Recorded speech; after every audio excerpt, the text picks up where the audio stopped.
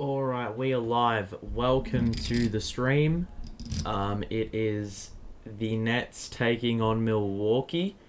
If I can just get the overlay up as per usual, you know the deal. Ouch. Let me get thingy up. Yep. Alright, we're here. And, wow. Okay.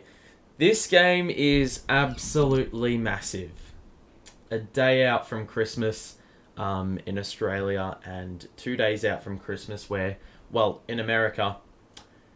This game is posing to be a great, entertaining, competitive kind of contest. It is the Nets and the Bucks, two teams that are sitting in the top four of the East. The Nets are currently riding a 7-game win streak, and the Bucks most recently lost to Cleveland. So, obviously, they're going to be hungry for a win. The top four of the East is much more congested than what it was, a week or two ago. The Bucks do sit on top.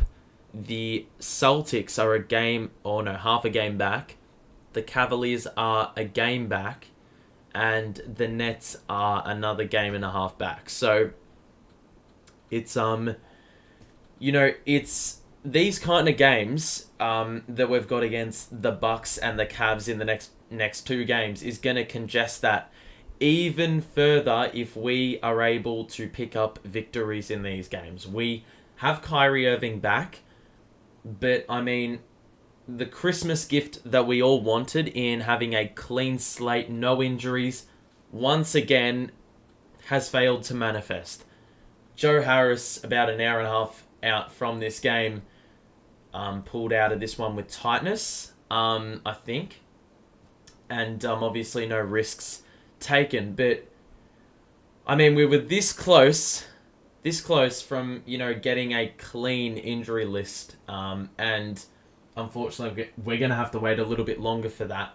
But Utah also was under a bit of an injury cloud. We're going to have him for this contest as well. So, we're probably in one of the best positions we could be in. Riding a 7-game win streak, the confidence is high.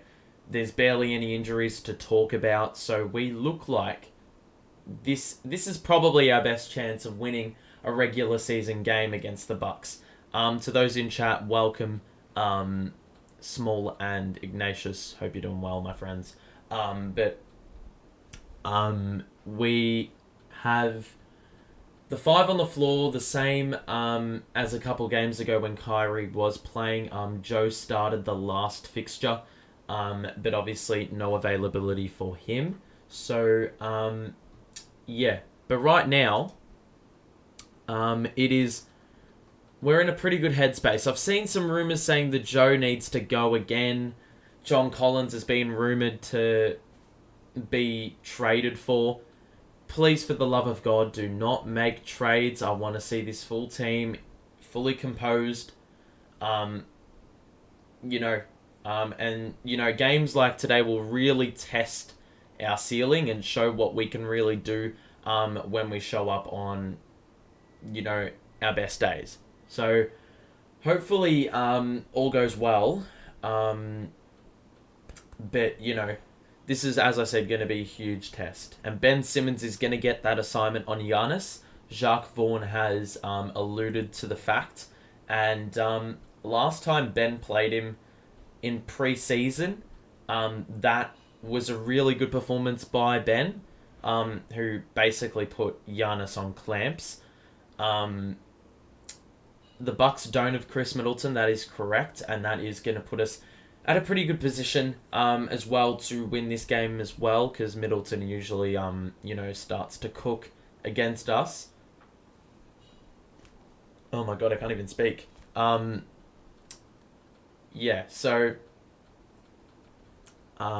going to be an interesting game. We're going to put a little poll. I usually do them on the channel in the community tab, but we'll just do it for the sake of, the high stakes situation that we're dealing with here.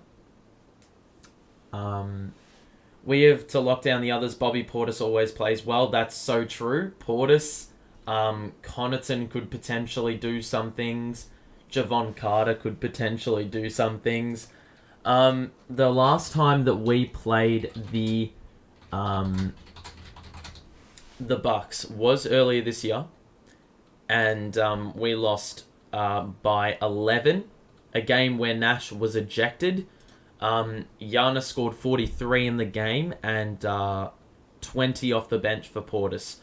Holiday also had 15. We actually played a pretty good defensive performance that game, or had a good defensive performance, but our shooting was pretty poor. We shot at under 40% from the field and under 26% from three, and that's not going to win you too many games of basketball, in any circumstance. So the key is going to be, number one, trying to get through that Milwaukee defense, because obviously they've been built on that all season long, or in their whole little dynasty that they've got going. The Nets, when we last played them, we only had a combined 20 bench points.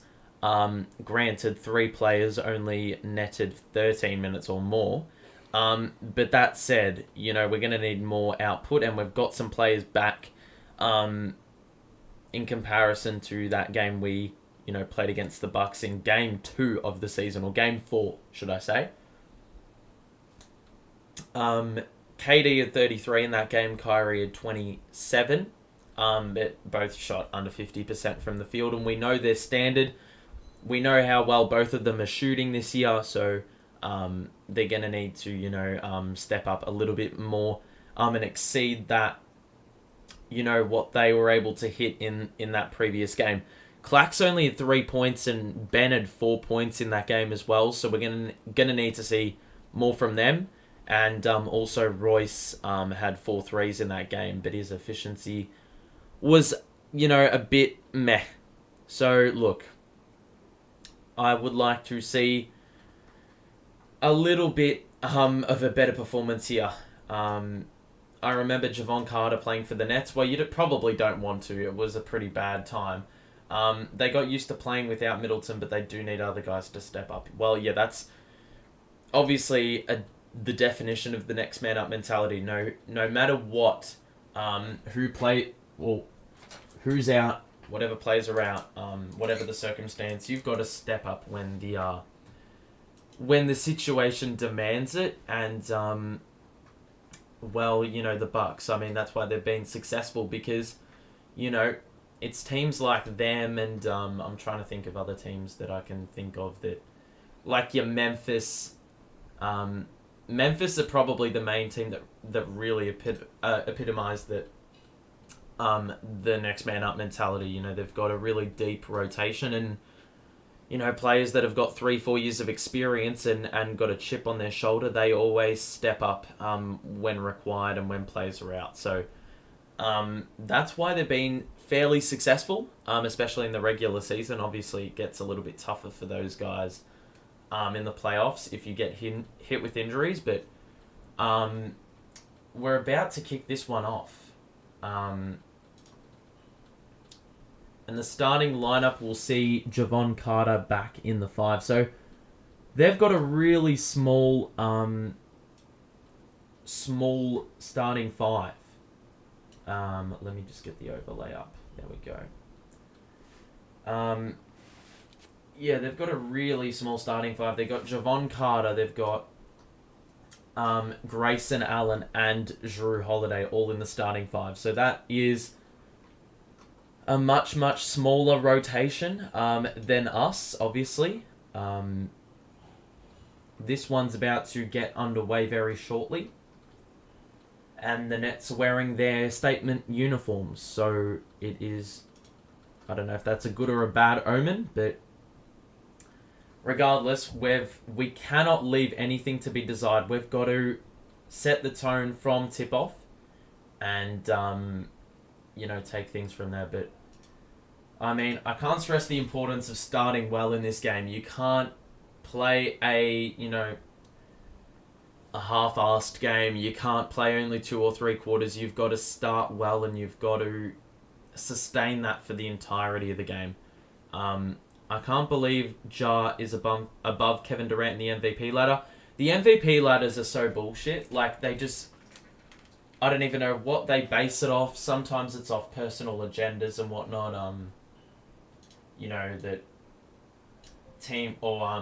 media companies adopt. Like, those things are just merely to stir up conversation, and it works because, comment sections really pop off when, things like that are posted. Anyway, we're about to get underway, and Javon Carter was a solid player for the Nets. I have absolutely no idea what you're talking about.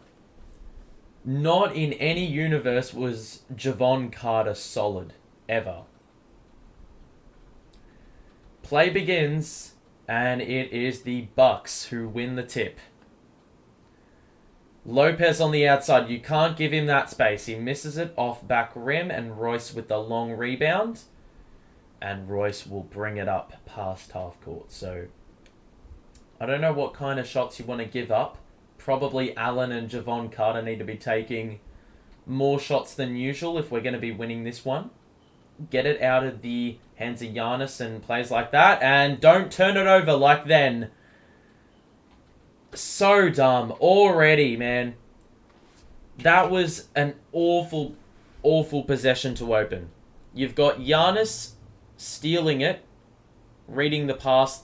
KD just trying to pick one off that was absolutely not there. And then one of those bullshit fouls where we try to strip the player who is going up for a layup. And with Giannis, and the way in which he's able to take large strides to the basket, you do not want to foul him. Like, all that length. Don't even give him a chance. Well, Giannis missed the free throw. Ben takes it all the way. Extra feed, and Clacks with a 2 to open things for the Nets. So, we cannot afford to turn the ball over, especially if Giannis is the guy that's going to be bringing it up on the break.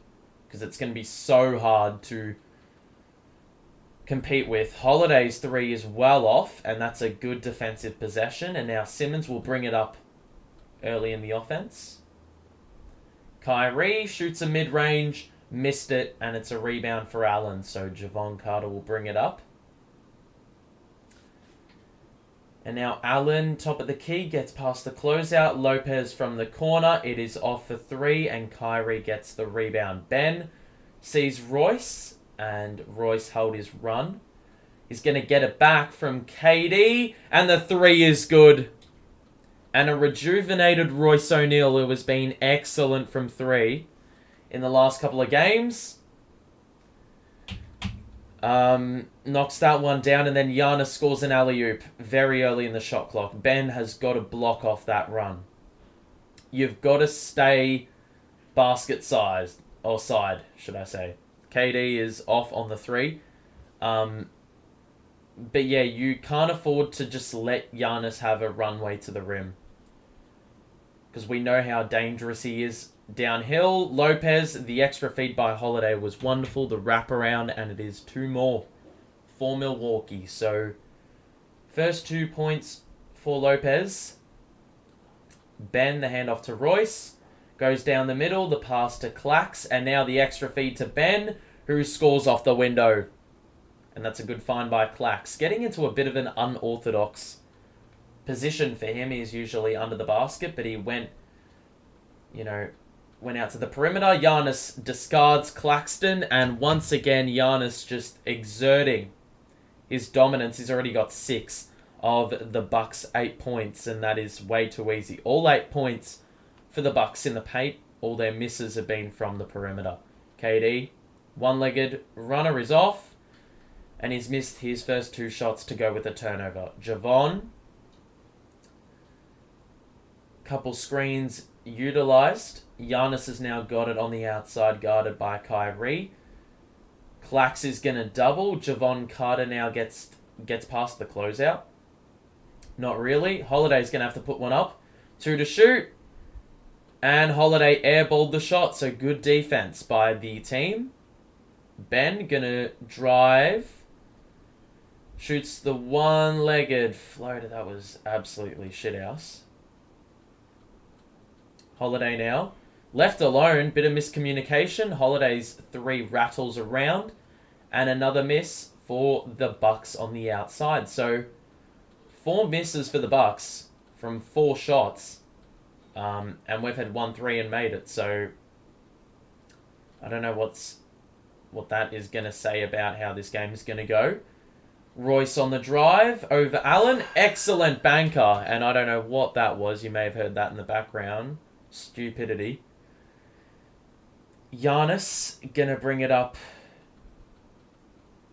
And the switch. Well done. And Clax with excellent defensive activity. He trickles that one out of play. It will be Bucks ball on the side, but that is a positive. Denying Giannis any momentum. And we're going to have to be really alert on the switches. Giannis, top of the key, guarded by Ben. The high screen comes, and now Lopez. What a find by Giannis. The wraparound was absolutely saucy. And that is incredibly poor defense on the roll action.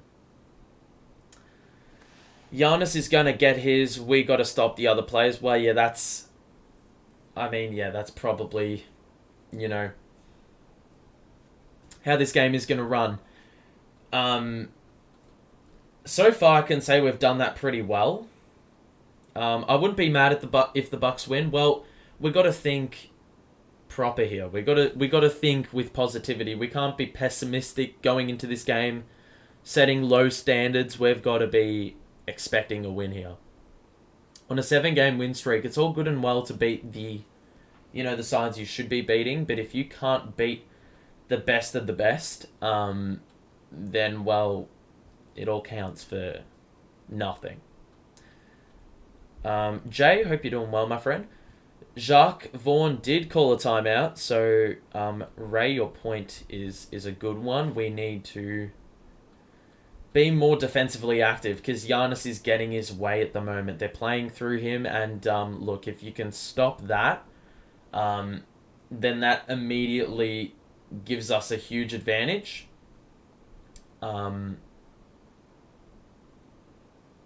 Yeah. I said wouldn't. Yeah, I know what you said. I'm just saying the mentality that we shouldn't be mad if the Bucks win, I think is the wrong mentality to take. I just think you should go into every game saying, not expecting less. That's just the point I make.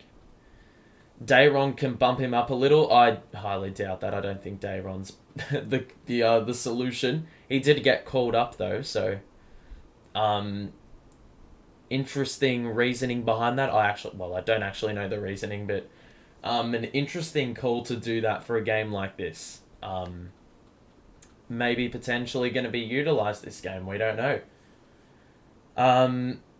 Alrighty.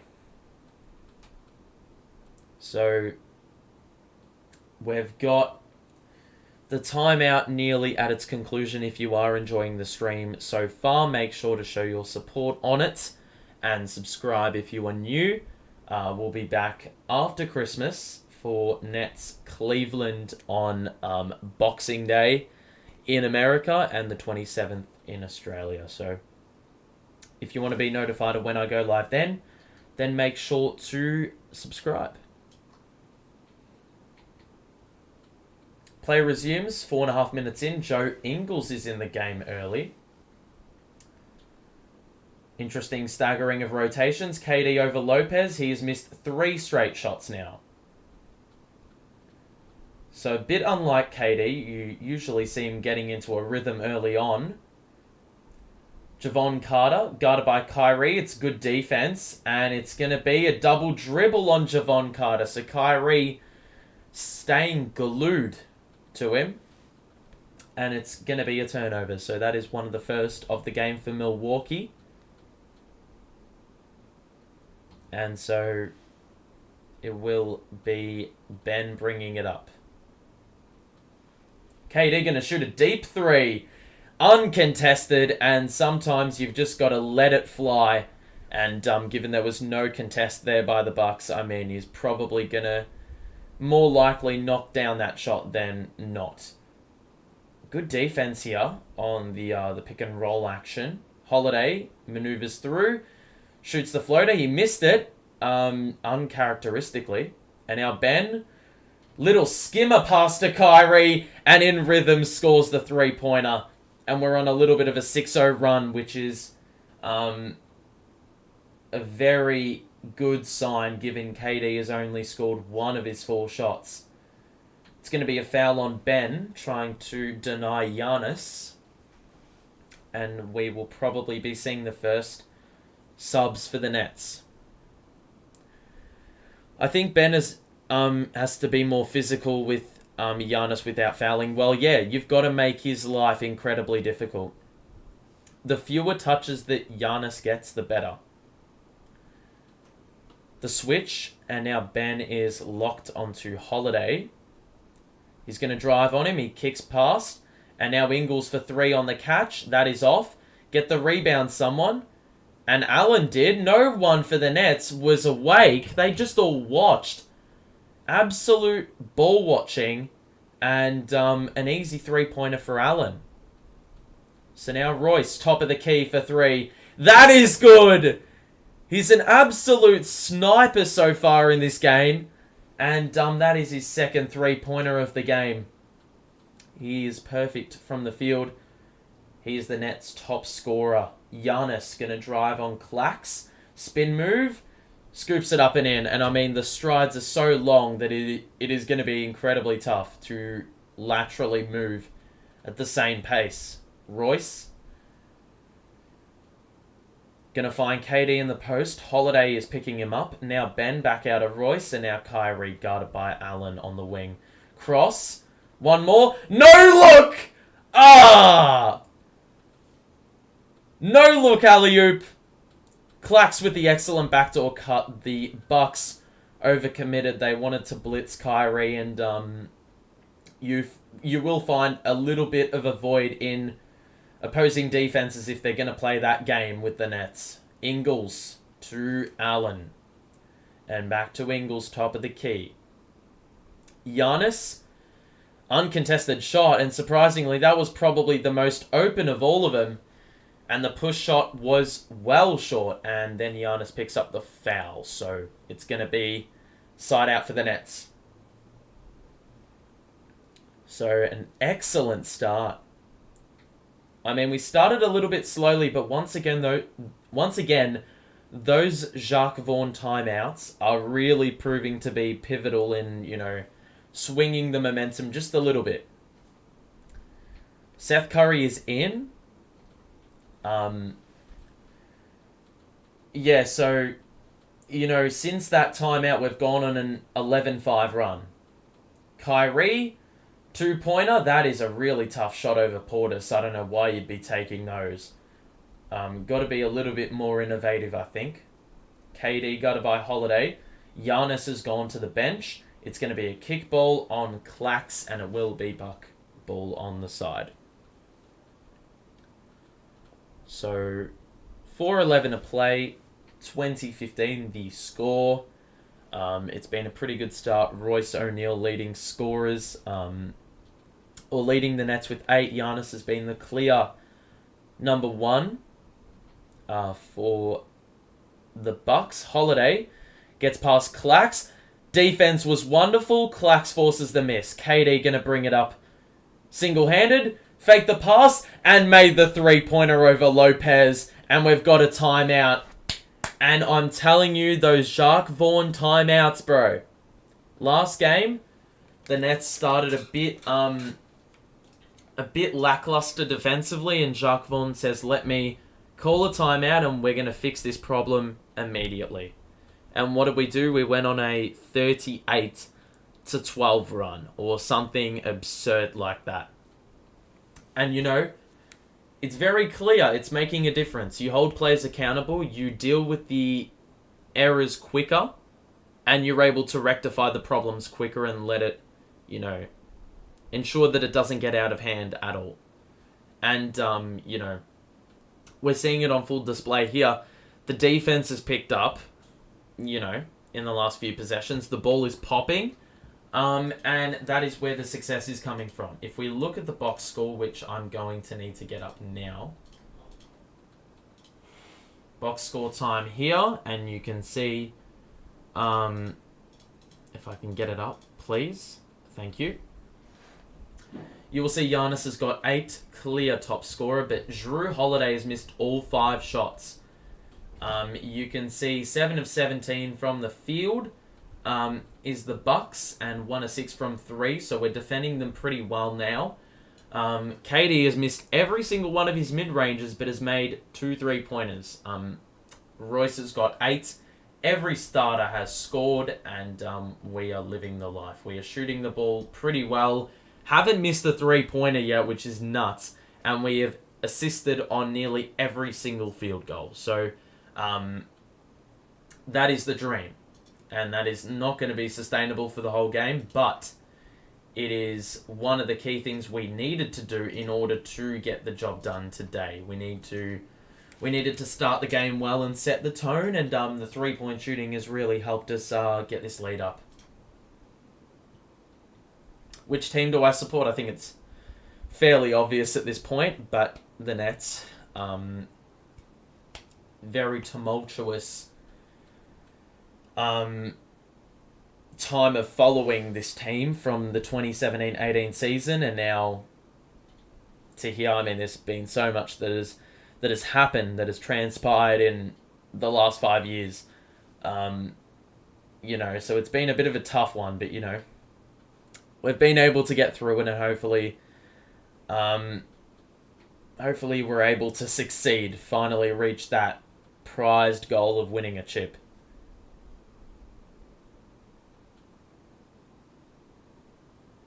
Alrighty. So play resumes. It will be the Bucks bringing it up through Holiday.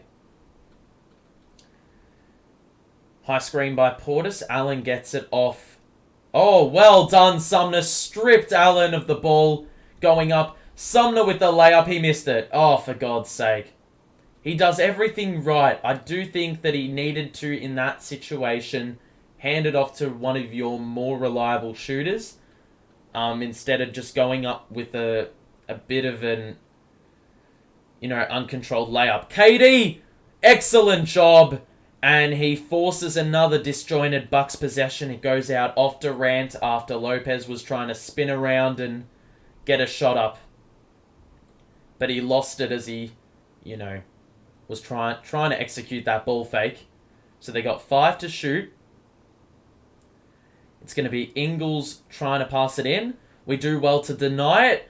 They're going to go for Lopez, and Lopez is able to flip it up and in after Royce O'Neal was way too undersized. So Sumner to Clax on the outside. KD receives it, pulls up for 2 again, and this time he knocks it down, and the lead's back up to 8 for the Nets, and Holiday will get the ball up. So Ingles on the perimeter. We're shooting it at a slither under 60%. And another miss is forced. This time Lopez in the mid-range. The rookie Beauchamp is in. Sumner gets past him and is fouled by Lopez. It's going to be 2 shots for Sumner. Okay. And you like that. I think you got to attack matchups like that. Beauchamp is obviously a rookie, so probably, he's adjusted to game pace, but at the same time, he's the most inexperienced, probably the most prone to giving away a foul of some kind. I don't know. Royce is on the bench. Utah and TJ in. Clax goes to the bench as well. I don't mind the villain narrative for the Nets. You die a hero or live long enough to become the villain. Well, I feel like that's a movie quote, but as Sumner makes both at the line. But I'm very happy to be swept under the radar. If it means that we're going to have no drama, we're going to stay out of the spotlight, and we can just focus on playing winning basketball. Holiday scores +1. Once again, we are victim of trying to strip the shooter as soon as they, gather the ball and are trying to put a shot up off the window. Every single time. That's the second time it's happened today. Holiday converts the free throw. We can't be doing that. It's easy points at the free throw line when it's very easily preventable. So TJ now going to give it to KD, who drives and scores. Again, the one-handed runner. He's got 10.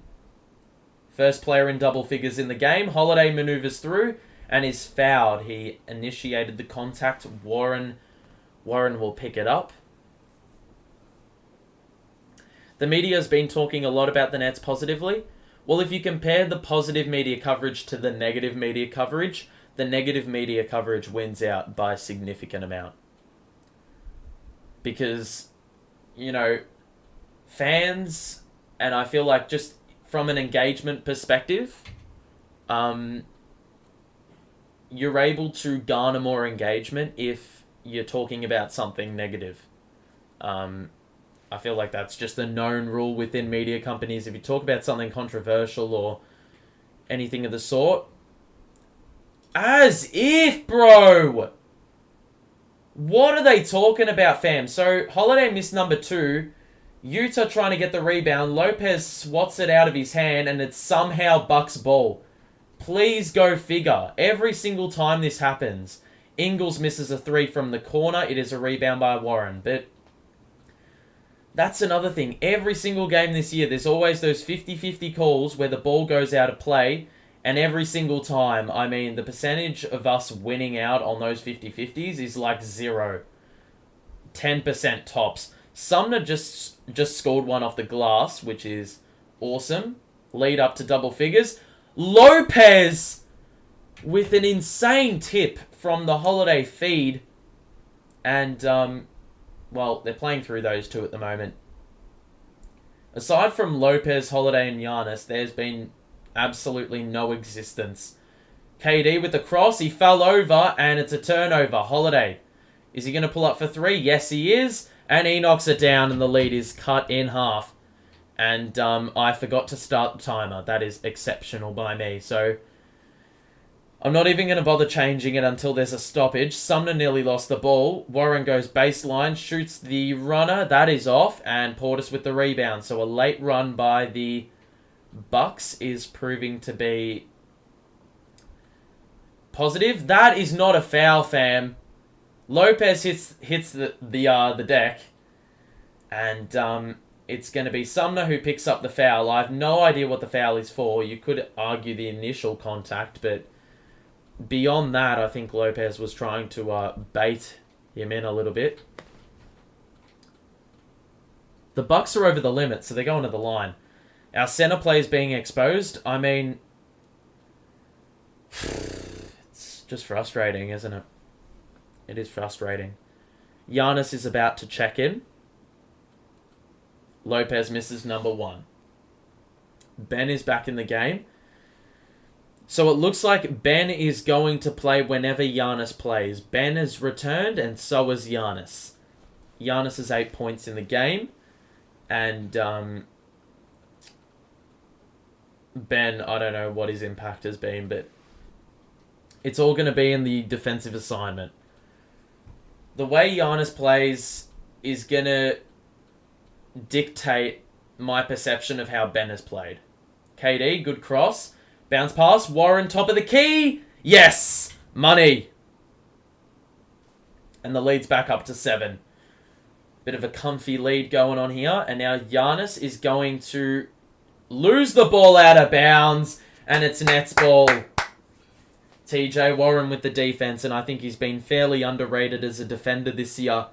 As soon as he came back into the lineup, he's been an extra body you can put on wings and whatnot. So,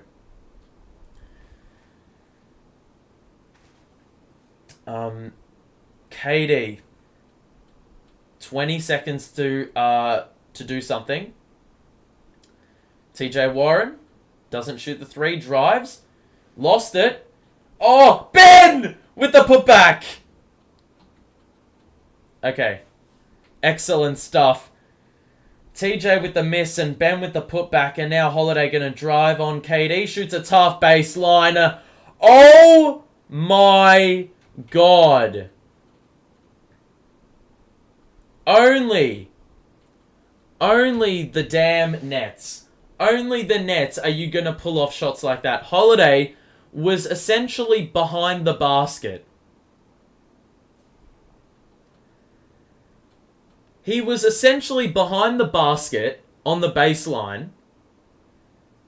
KD contesting him heavily and was still able to score a swish off that. I mean, that takes a level of skill and offensive craft, and he was able to manifest something ridiculous. But overall, a good quarter, I have to say. If I can just get the thingy up, the box score very quickly. You can see the Nets are shooting lights out. Lights out, 11 assists. We had 42 assists the other night, so we're really continuing the trend there. You can see the scoring has been pretty good off the bench, if we're looking at it from a quarter-by-quarter standpoint. And the starting five already, you're seeing a much better output than what we got the last time we played Milwaukee. We've scored 36.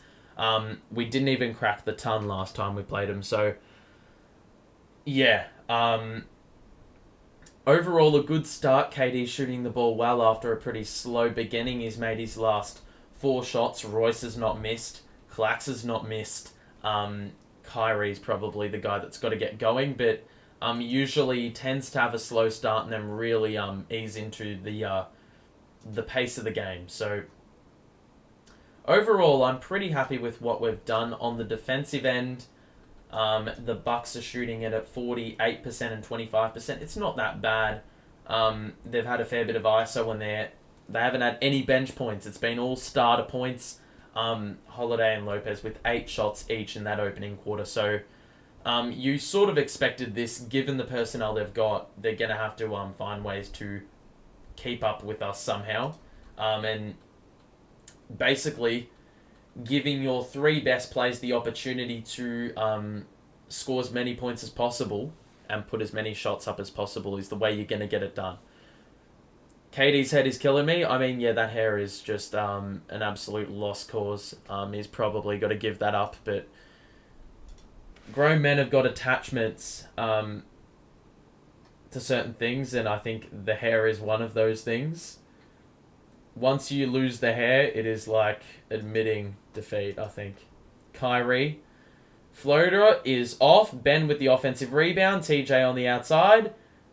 Extra feed. Ben with the reverse, and he scores. And the lead is up to 9. So that's a very good offensive possession to get things going in the second quarter. We've got Allen. It is a kickball violation. It is going to be the Bucks on the side. We have more rebounds than the Bucks. Well, yeah, it would make sense given the amount of misses.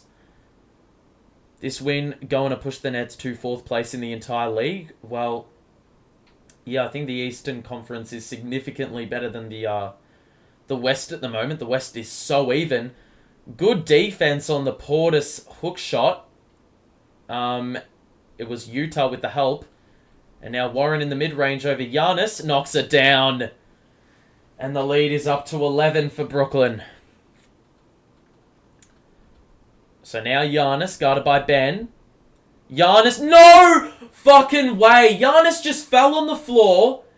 KD did that on the opposite end in the first quarter at the back end. And obviously there's going to be no foul there because there wasn't a foul. This is not a foul. That is the softest foul I've ever seen in my life. For what? There's no extension for a push. Absolutely no foul. 0 foul. That is a mysterious foul, and Ben's going to have to go to the bench. That is a joke of a foul. What are you even watching?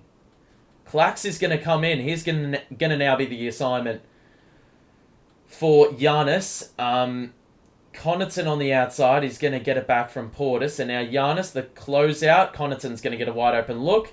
And he gets the bounce. So Connaughton's probably going to get some open looks if we double Giannis. That's their third make from 3. Curry from deep. Oh, it's a foul, and Connaughton on the closeout is going to pick it up.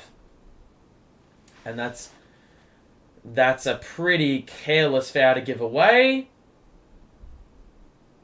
And it's going to be 3 shots for Seth Curry on the outside. Well, Milwaukee are going to challenge this. And that's an interesting challenge to give away.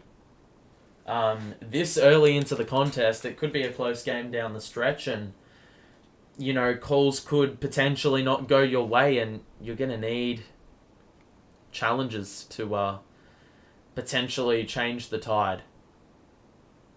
Dumb challenge, it is a dumb challenge. 100% it's a dumb challenge.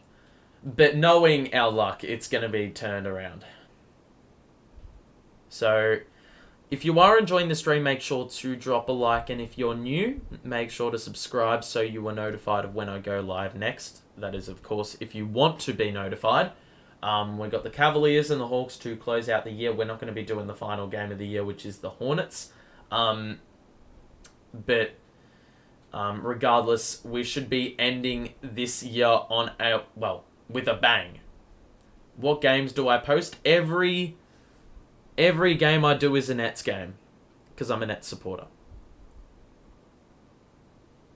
Every game is... Bro, he gets hit on the arm. Fam. I swear to God, if they overrule this, I can't be fucked. I can't be asked. If they overturn this, Seth Curry does initiate contact with the leg, but with the arm, man. He hits him on the arm.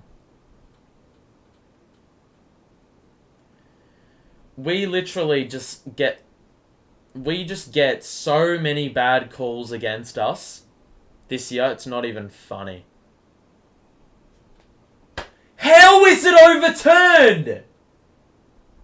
Oh, fuck off, mate. You are an absolute joke. Where is... Oh, my life.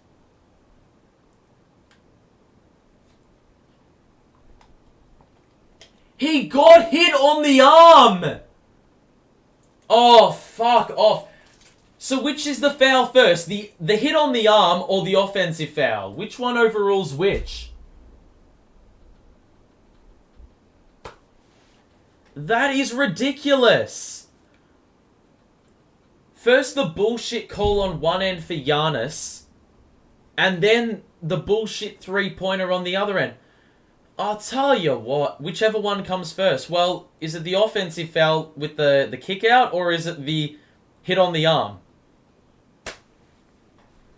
Fucking joke, man. Mate, I can't be arsed, bro. Anyway, we're going to have to live with the result and with the outcome. And now Giannis will have it here. And instantly, Giannis, did he not bounce?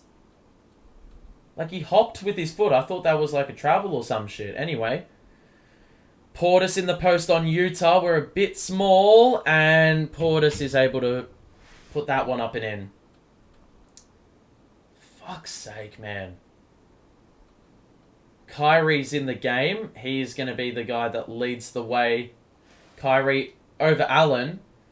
And there's no foul there. That was a really contested three. I don't know why you shoot that. Giannis all the way. And Clax is absolutely no match.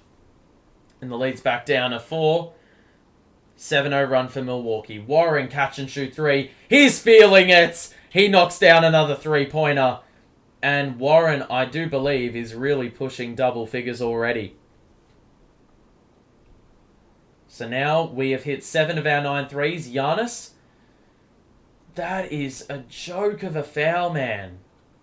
2 shots for Giannis again. Kyrie's going to pick up another foul. We need more size, man.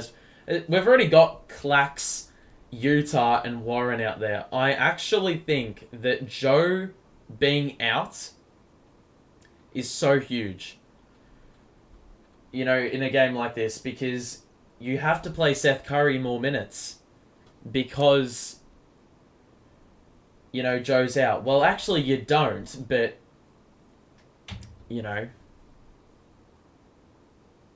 How is that a foul? Well, I'm as puzzled as you are.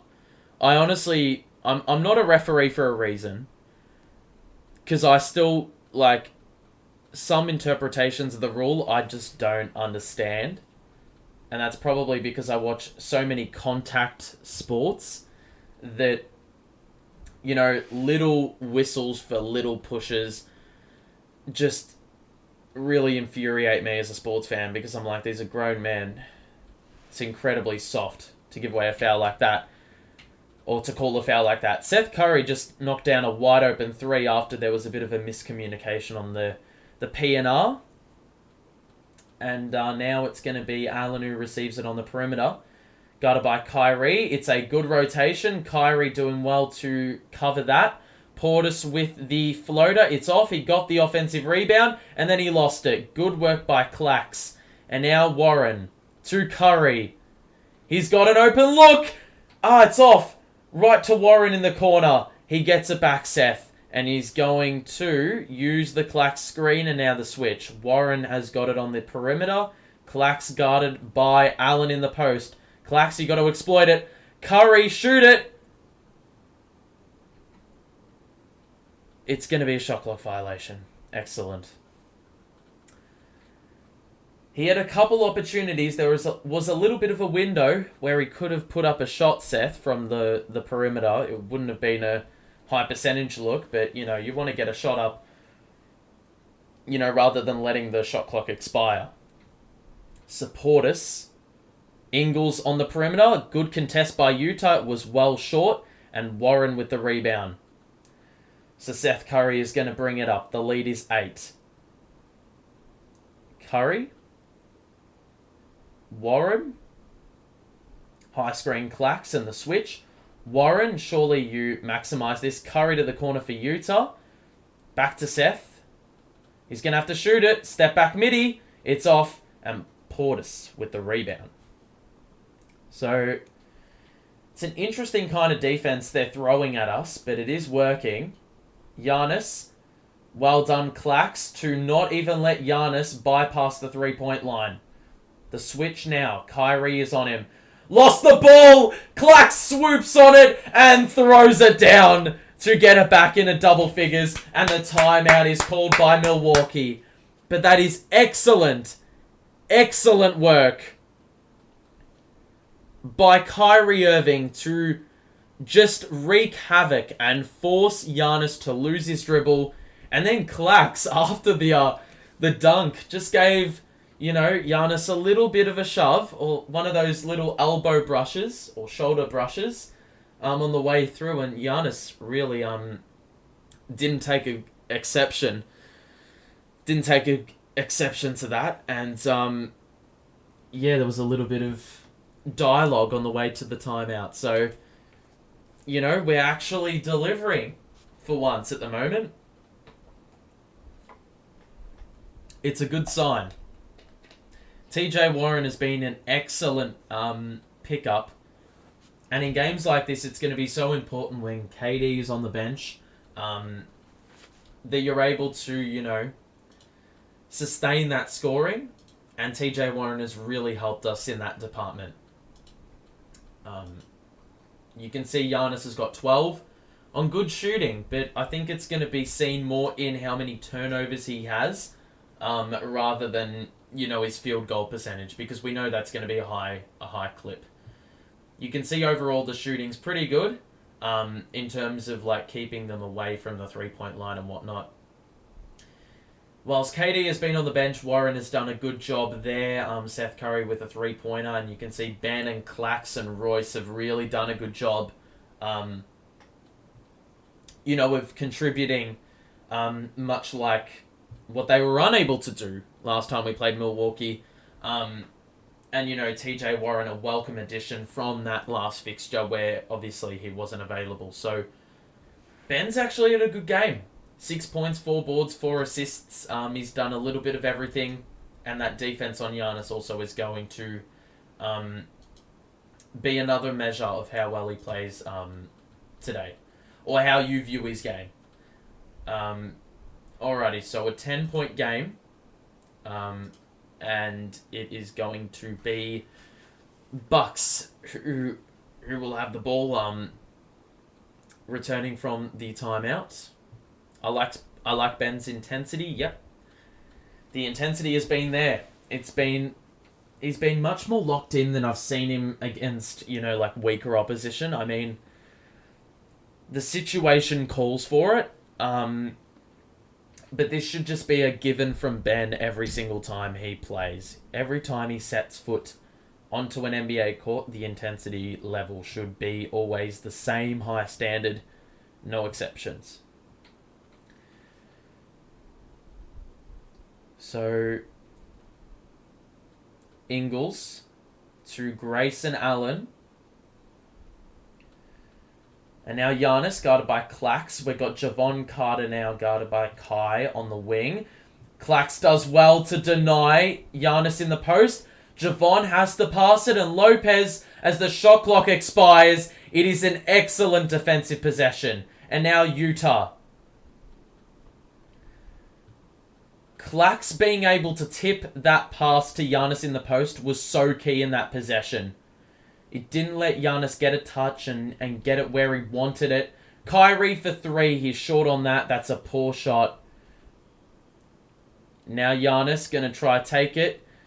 Oh, that is a joke. Joke of a foul. All Giannis does is just sticks his arms out and just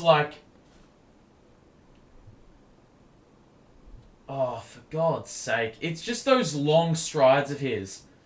Because you can't laterally keep up, and every single time it's going to be like a blocking foul, or you're going to reach in because you get a little bit panicky. Kai is cold tonight. Well, it's primarily because the shot selection by him has been fairly questionable. Giannis's free throw is good, and he's actually been really good from the line tonight. I think he hasn't missed, or he's missed once. So 6:33 to play in this first half. And Giannis is the leading scorer with 13. Unfortunately, his counterparts have not really lived up to expectation. Both free throws are good. So Seth Curry brings it up past half court. And TJ will hand it off to presumably Kyrie. Nope, he's going to take Javon Carter in the post. He's got Utah wide open in the corner, but he gets the roll on the fadeaway, and the lead is back up to 10. The same amount of points, or the same as the amount of points he's got. Lopez tried the handoff and just gave it straight away, and we're going to get a foul on Javon. Seth Curry did well there to just stay composed and protect the ball from Javon, who was thereabouts and, well aware of the presence that was there.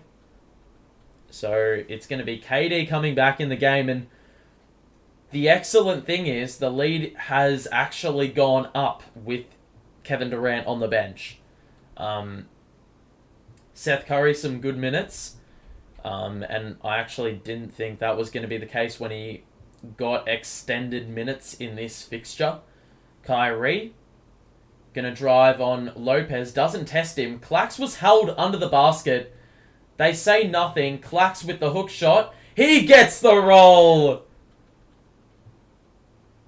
And everything's going right for the Nets at the moment. The lead is a dozen. Javon. And now Giannis to Holiday in the corner. He'll give it to Giannis in the post, and he shoots a fadeaway, and that's too easy. That's basically delivering 2 points on a platter. So Kyrie going to wait for a high screen, I would assume. It's going to be Clax rolling to the basket. He had Warren. Oh! The source, the spin, and the score off the window with the hook shot, and Clax is really holding up his end of the bargain as well. Giannis to Connaughton, gets past the closeout, shoots through contact, and Lopez with the putback after we forced the initial miss. So once again, that's going to be the key. If Clax is on the perimeter guarding a guard, you've got to, it's got to be a concerted team effort to ensure that the offensive rebound is non-existent. KD going to post up Holiday, shoot the 2 over the top, and that is well short. You've got to pass it there. So 4 minutes to play. Giannis on KD. Lopez catch and shoot 3 is off, and Kyrie with the rebound. Lopez and Holiday have really struggled from the perimeter. Warren to Clax. He's going to post up Connaughton, and he's going to score again off the glass. He got the roll again, and he has not missed in this entire game. He's been a welcomed and unlikely source of offense in the last couple of minutes. It hasn't been Kyrie or KD, it's been Clax. That is not a foul! Again, Giannis just falling on the floor, fam. It's a joke. What do you want? Bro, that is a joke. That is in no way a foul. And they're going to call a shooting foul because it's Giannis. And Clax also got a technical. It's fucked. Bro, what on earth is this crap? I mean, why are they giving Javon Carter a free throw? Interesting decision. I mean, he made it. He didn't disappoint. But that is never a foul. Ever.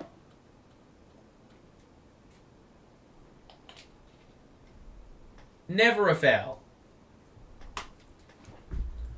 They are staying in this game off the back of bullshit foul calls like that. Ben's going to return. Clax is going to go to the Pine, it looks like. The lead is 11. It's been a good set of minutes for Kyrie and Clax. Sumner will come in. And we've got Ben guarding Lopez. Giannis is on the bench to close the half. Holiday guarded by Ben. Good defense. Kick out to Connaughton in the corner. You can't leave him that wide open. They got the offensive board, though, on the miss. KD reads the pass. Vital tip. And now a turnover. Royce, good ball fake. Shoots the 3. Oh my god, why? An air ball. Ben read the pass. We have another turnover. Ben to Utah. Surely. Well maneuvered. Utah in the corner. Well lined up. Just didn't get the bounce. And it will be the Bucks who bring it up in the final 3 minutes. Holiday. Bro, Ben just got thrown out of the way, bro. Portis misses the 3. Utah fights on the glass. And it's going to be a jump ball.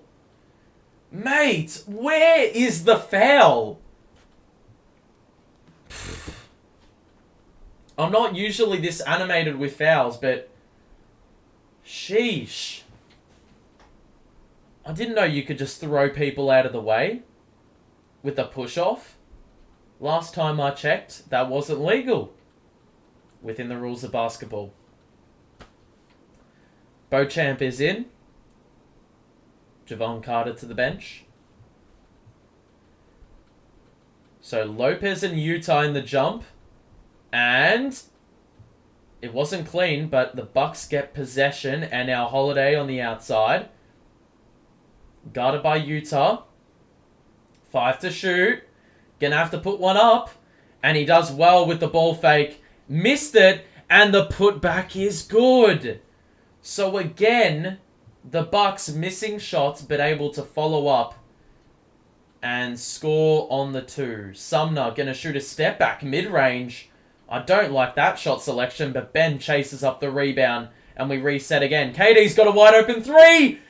Oh. And the shot is off again, so we're leaving a few points on the table here, and we've got to end the half on a high. Holiday going to post up Royce. The kick out to Beauchamp. He's going to drive on Sumner. It's good defense.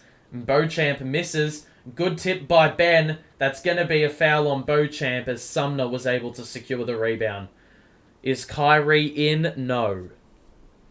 I wouldn't suspect he's going to play the final 120 seconds of this half. It is 56-47. The rebounds are dead even. It is imperative that we close off this half on a high. Ben will give it to Royce, and we'll see what happens in the closing 2 minutes. So Royce probably going to find KD in the post, which he does, and KD nearly lost this dribble. Kick out, Sumner, back to KD, shoots a 2. Oh my god! He wasn't even facing the basket and he scored for 2. Absolute rubbish, and then Holiday just threw it in a random place. I have no idea where he was trying to direct that. KD wanted a foul. I don't know how he didn't get it. Giannis is getting fouls for falling over, and KD is having to contort his body because he's getting hacked. And he's still scoring. But it's going to be Nets ball after the offensive foul. KD ran up the court on defense without a shoe. And now it's going to be a bit of a safety hazard. He hasn't tied his shoes.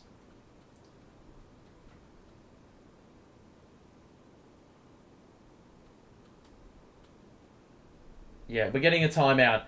That is such a smart timeout by Jacques Vaughn. KD lost his shoe. Had to put it back on because the referees weren't going to give him any time to put it back on. Well, they did give him time to put it on, but to tie his laces, he had no time to do that. So they're going to call a timeout and ensure he doesn't trip, because that could be a hazard. Thanks for the live commentary. No worries, my friend. Hope all is well over there. If you are enjoying the stream, make sure to show your support and drop a like on the stream. It would be much appreciated. And also, subscribe if you are new. We've got Nets Cavaliers coming up after Christmas, which we will be doing on the channel. And then the same will be the case for the Nets versus Hawks. I've already lost my voice and we're in the second quarter, which is excellent news. But this, if we can end the quarter on a high, it's going to be wonderful. Get this lead to about 14. It'll be happy days. And all should be well.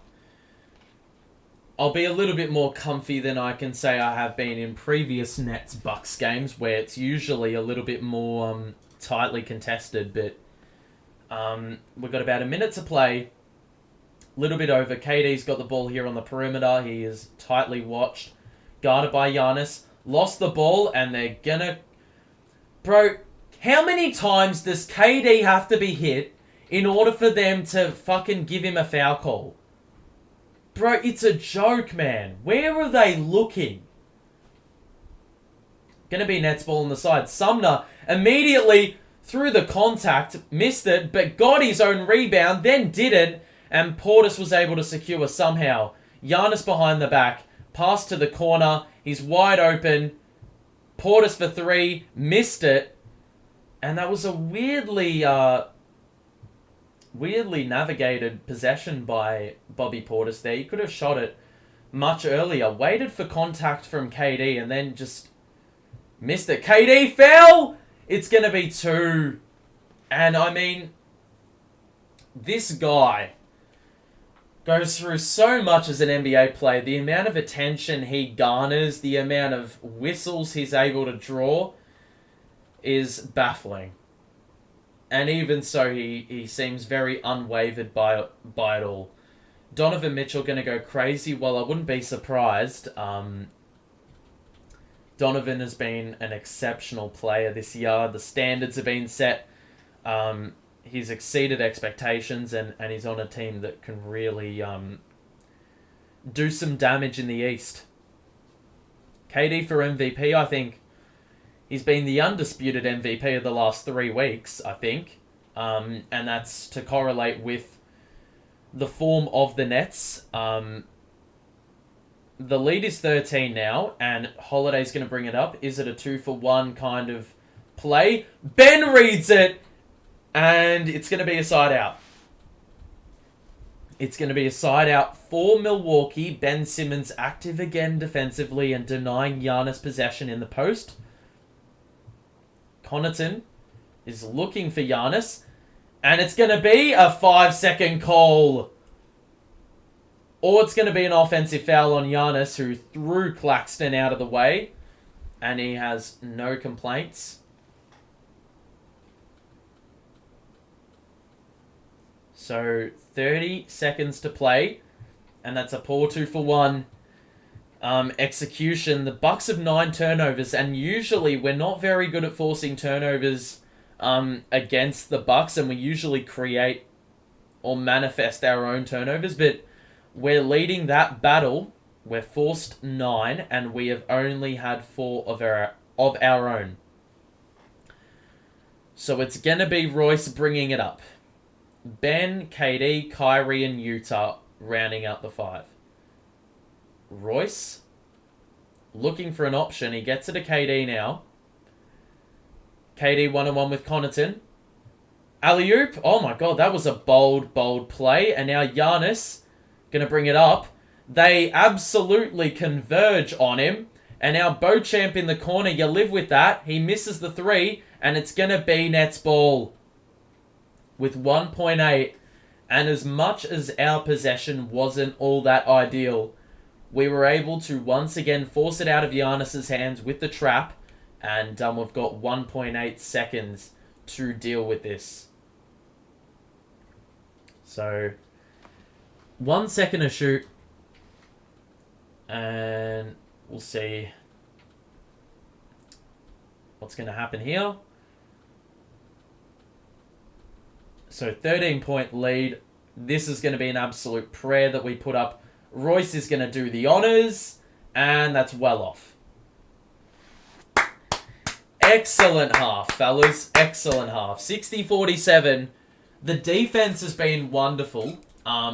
Granted, the Bucks are missing Middleton, but regardless, Giannis was always going to be a difficulty to contain, and we've done an excellent job overall as a unit of really stopping those role players from catching fire.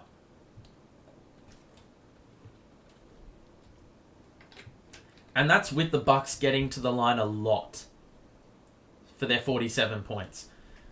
Caleb reckons the Bucks will win. Well, you can put your predictions in the poll as well. Right now, it looks like we're in pole position to win the game. But 2 quarters, 24 minutes is a lot of time. We talk about 2 minutes being a lot of time in basketball. So 24 minutes is plenty of time to really swing the game in your favor. We'll look at the Bucks score and see what has been happening. KD has got 14 on fairly good efficiency. I just lost my voice again. Claxton Warren also with double figures in the point department. The interesting thing is we're up 13. Kyrie has only made 1 shot. 3 points in the half. And look, as much as this is great, the problem is, in the second half, I don't back Clax to score 12 more points on 6 of 6. I don't think Warren's going to get the minutes to get another 10 points. And Royce, is he going to score with the same efficiency? I'm not sure. So Kyrie, it's going to be your time. You're going to have to deliver. Look, irrespective of how well we've been playing on offense, it's the defense that has got it done. If we look overall, you can see the initial stats Sumner's got 4 and Curry's got 3. We haven't seen minutes from anyone on the bench, outside of the usual suspects. So, I'm not surprised by that. If we look at the extended, you will see once again we've got players picking up steals. Blocks hasn't really been a strong thing, but 5 steals in a half is pretty good. You can see the percentages out of the corner of your eye, but you can see bang on 50% from 3 and the field. Our 3-point shots have gone a little bit dry. The attempts have been a little bit more irrational. There's been some contested ones in there and a little bit more crammed. So we've got to look to find the wide open shooter a little bit more and really exploit the Bucks, who will try to trap KD at every opportunity and whatnot. So, right now, the key is probably get Kyrie more wide open shots, because the only shot he knocked down was a transition 3 where he was wide open. So it's very clear that those mid-ranges by Kyrie are not going to cut it. If we look at the Bucks, you can see, first and foremost, the shooting. 42% and 20% from 3. I mean, it's probably going to pick up in the second half, but we've done a really good job to limit the 3-point damage. And also the assist number. Only 8 of those in the first half for Milwaukee. They're not really spreading the basketball. It's really obvious they're going to, give the ball to Giannis or give the ball to Lopez or give the ball to Holiday. It's going to be really run through those 3 players. And the high usage is very apparent. If we look into the box score, you can see the shooting splits by the Bucks players on the bench is really dire. You go into the starting lineup and you can see Giannis, Lopez, and Holiday have all taken the most shots very clearly, and have the most points very clearly. So basically, there's a few things we can fix, but overall, I think we've done a really good job so far of limiting, your Bobby Portises, your Pat Connaughtons from catching fire and scoring at will. But the second half is going to be key in translating the first half success to the second half. You can see here, though, the rebound number is even, but I do want to, bring your eyes to this number. 6 offensive rebounds to 5. And look, I thought that was more slated towards Milwaukee, but 6 offensive rebounds, we've got to knock that down a little bit. Because there's been a few times the defensive possession has been excellent, but we've let ourselves down with box outs, and, you're bound to have lapses here and there because you're human. You're not a human if you're not making mistakes, but on some occasions we probably could have been a little bit more alert there. The good thing is we're forced turnovers, and the players giving up the most turnovers have been the players with the highest usage, Giannis and Holiday. So we've got to keep on manifesting there as well. If we look at the turnover count overall, 9 turnovers to 4, which needs to be sustained. We need to keep forcing, and we also need to ensure that we are looking after the ball sensibly. The free throw number's the little issue. We've only had 4, and the Bucks have had 11. So the key is probably, I think it's always going to be difficult to keep the Bucks off the line, and as much as we like to say that is something we need to fix, only conceding 11 free throws in a half to the Bucks is actually exceptional. I do think. And we've got to be, continue to be disciplined in that regard, to ensure that, we're not giving these guys opportunities, bailing them out for having some really bad possessions. The free throw count, Giannis has 5 of those, and usually he could have upwards of 10 by this point in the game. So we've done well in keeping them off the line, I think we've just got to be a little bit more assertive in trying to, you know, get foul calls going our way. That said, you know, they can play. The Nets can be more assertive, but ultimately it's going to come down to the referees and what they're feeling. And it's very clear that the Nets are not going to be on the receiving end of any good calls, or those good calls are going to be very few and far between. So we've got to be, you know, cautious of that. The good thing is Lopez, I mean, he's their starting center, and he's only got 2 offensive rebounds, no defensive. And Giannis has got 5 defensive rebounds. So he hasn't been as damaging as normal.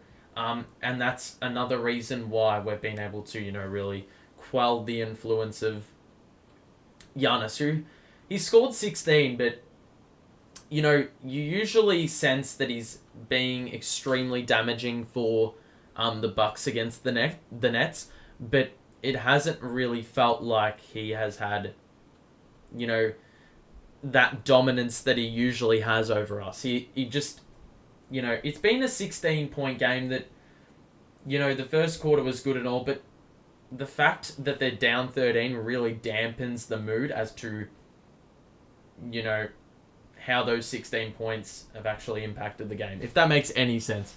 I may have just been rambling on a tangent there, but overall, it's been a pretty good half.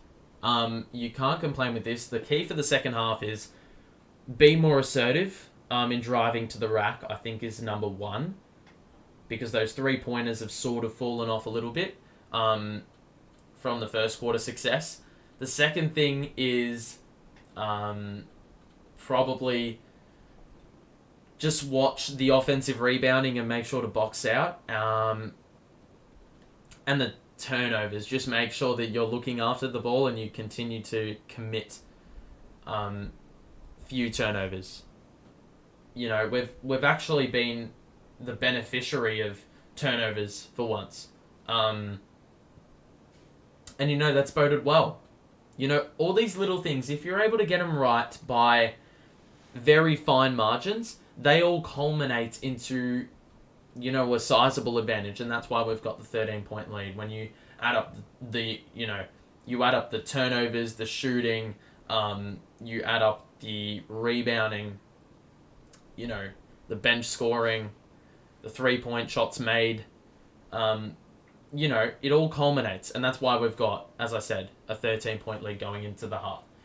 You can't get complacent, though, and we say it when we're playing weaker opposition, and perhaps, you know, it's very easy to throw them under the rug and say, well, you know, they're not gonna do anything.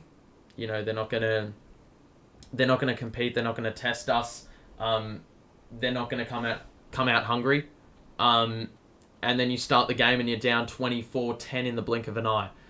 This game is a little bit different. Obviously, it's a good team, and we know how good they can be. We've got a 13-point lead, and it's very easy to settle into comfortability. So you've got to ensure that you are locked in from the get-go and you don't take the foot off the gas. It's really that simple. I'd like to hear your thoughts on the first half. Any opinions you have. Obviously, this is a safe space. The whole point of me doing streams like these is to converse with Nets supporters and supporters of any team for that matter. So if you have any comments to make about the NBA, make sure to put them in chat now. We've got a little bit of time on our hands. We will get the third quarter ready as I do that. But, you know, overall, pretty good half. And I do think that Kyrie's going to have to switch on. Kyrie's also going to have to switch on in this second half. It's going to be fairly imperative for the win. Because, as I said, I don't think it's going to be sustainable to, you know, have Kyrie score less than 10 points and we're going to win this game. I'm happily going to be, you know, I'm happy to be, you know, surprised. But if we're playing the percentages, it's very clear that we're going to need him to perform and have like maybe 10 or 15 points in the second half in order for us to get this job done. If you are enjoying the stream, though, make sure to drop a like and also subscribe if you're new. We'll be back for Nets Cleveland on this channel and Nets Atlanta to close out the year. So if you want to stay notified for both of those games as to when I go live, make sure to make sure to subscribe. But the support has been excellent recently.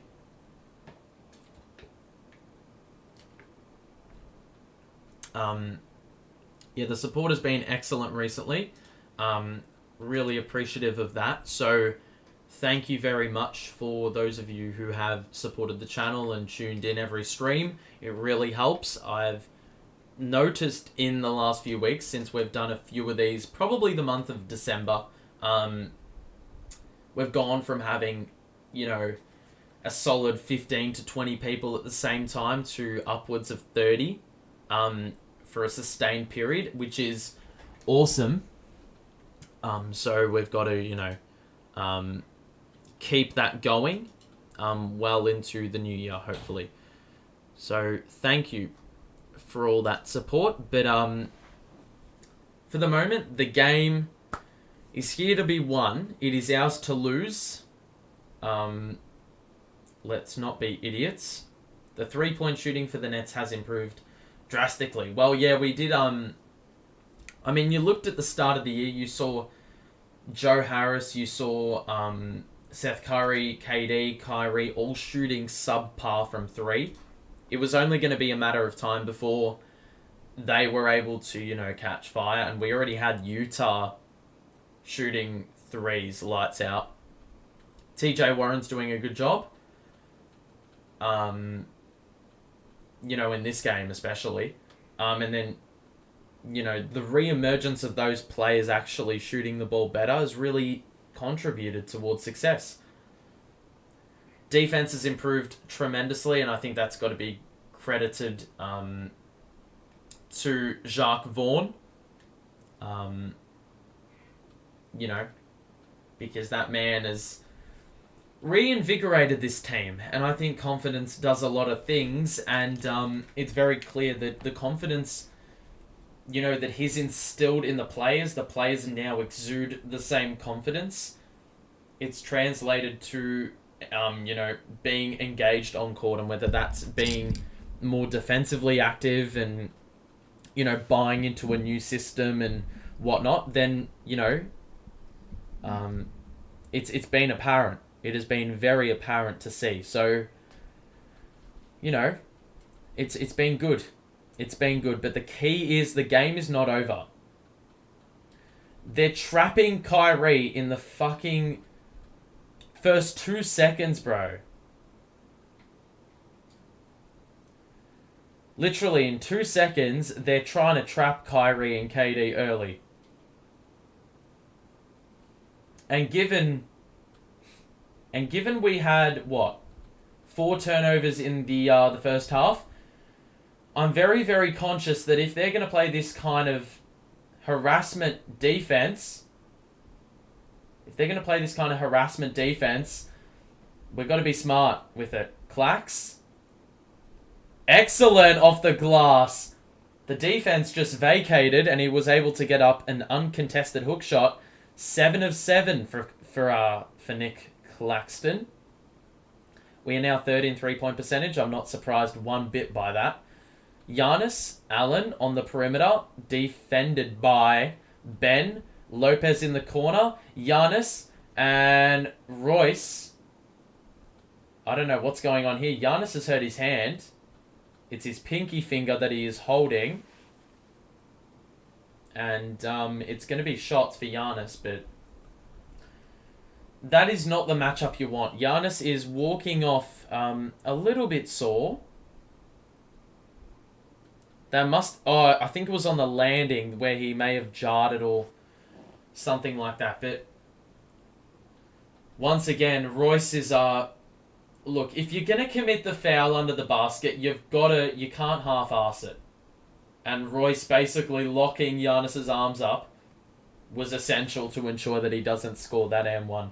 or get the N1 opportunity. Giannis's first free throw is good. And he's 5 of 6, so, usually, in years gone by, he's going to get punished for going to the free throw line, but this time is, as the career's worn on, he's really shown a little bit of resilience. We need to get the offensive board, bro! And Javon Carter misses the 3. Oh, for God's sake! We box out Lopez, but KD is inadequate of grabbing the ball with 2 hands. And it's going to be Bucks ball on the side. You got to be more engaged. And that's really letting the team down there, KD. I'm sorry. You got 3 players that can get the rebound.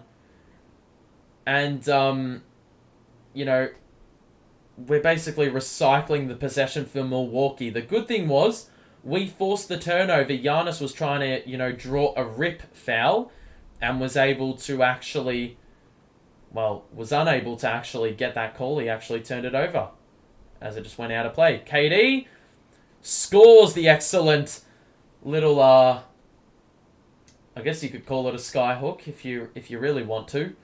The lead is 16 now. Holiday going to drive on KD. Oh, that is...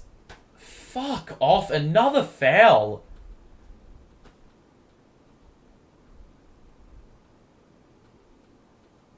So there's going to be a foul on KD, I think, for the trip. Bro. So we're going to get a foul on the side. Sensible foul, and KD picks it up. It's his first foul for the game. So that's much better than Ben getting the foul. Giannis on the wing to Holiday. Guarded by Ben. KD making life difficult for Giannis. Carter gets past the closeout of Kyrie. Ben fell asleep for 2 seconds. Left Holiday open. Oh my God.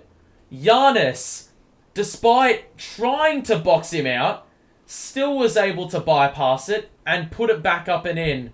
Ben gets the roll on the hook shot, got rid of Giannis, and responds for 2. So, look, while Giannis shooting 3s, interesting call. KD is going to get it ahead to Ben. Defense is back for the Bucks, and then Ben was trying to get too fancy and a turnover. So right now, the turnovers, we've got to get a grapple of that because the turnovers are now occurring in, at a much higher rate than they were in the first half. Good defense. That is not a foul!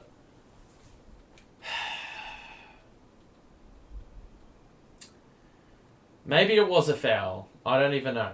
Let's have a look at the replay. Yep, that's a foul.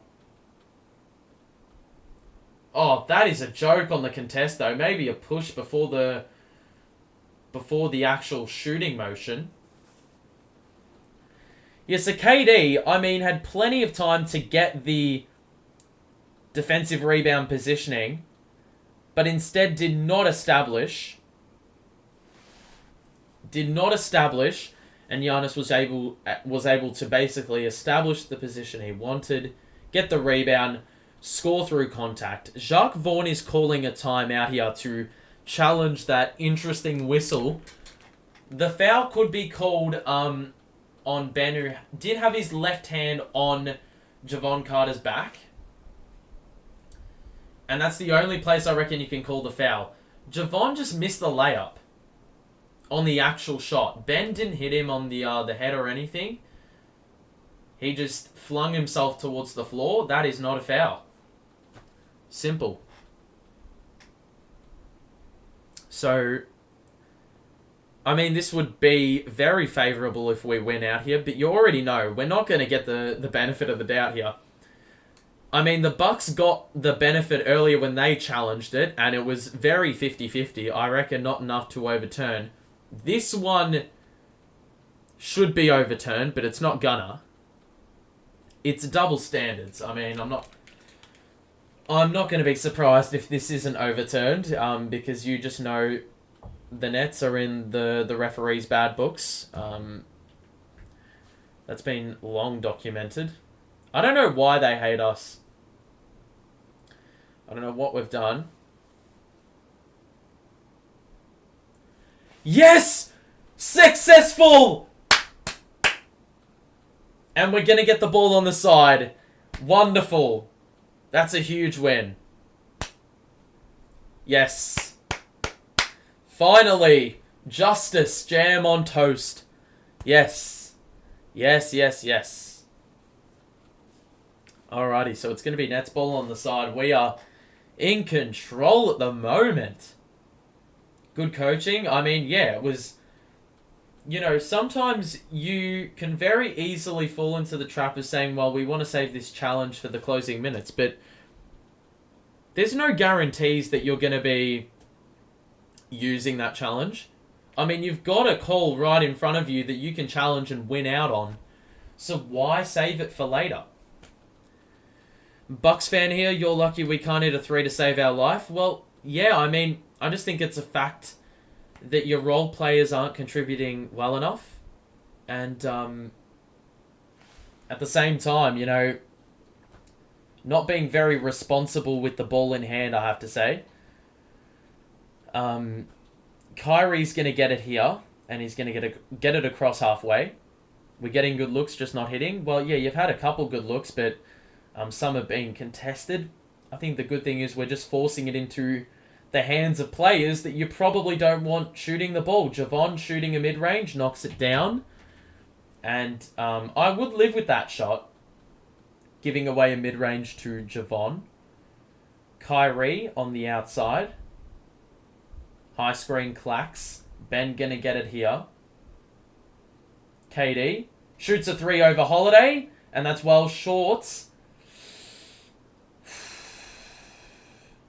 Holiday in the corner. Switch. Now Giannis in the post. Oh, he just turned it over. Good defense, KD. Ben. Clacks.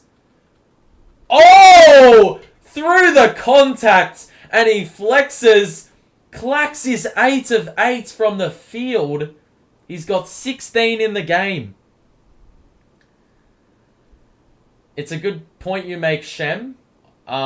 Kyrie has still only made 1 bucket in the entire game. Holiday, surely it's a foul on the floor, and it is going to be a foul on the floor.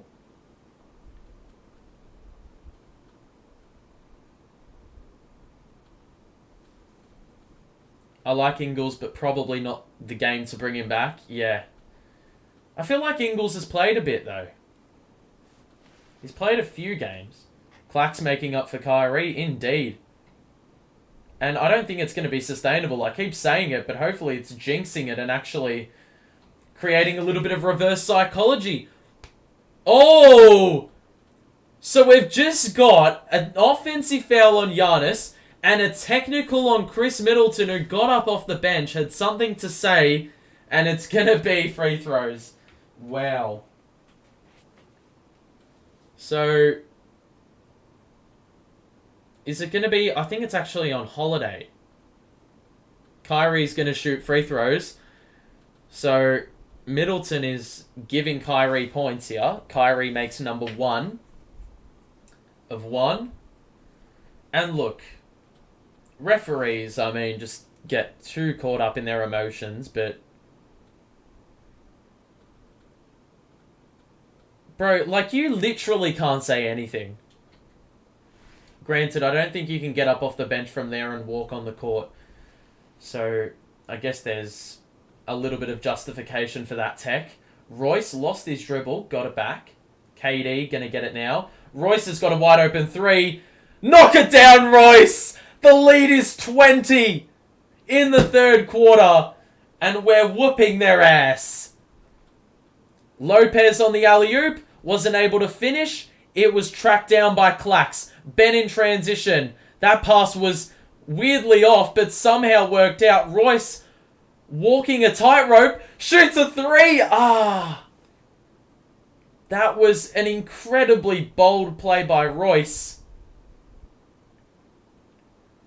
Giannis, trapped. Javon Carter, wide open 3. It is off. Didn't get the roll. Rebound, Clacks. Alley-oop. Nope. Royce, corner. Kyrie. Royce across court. KD wide open.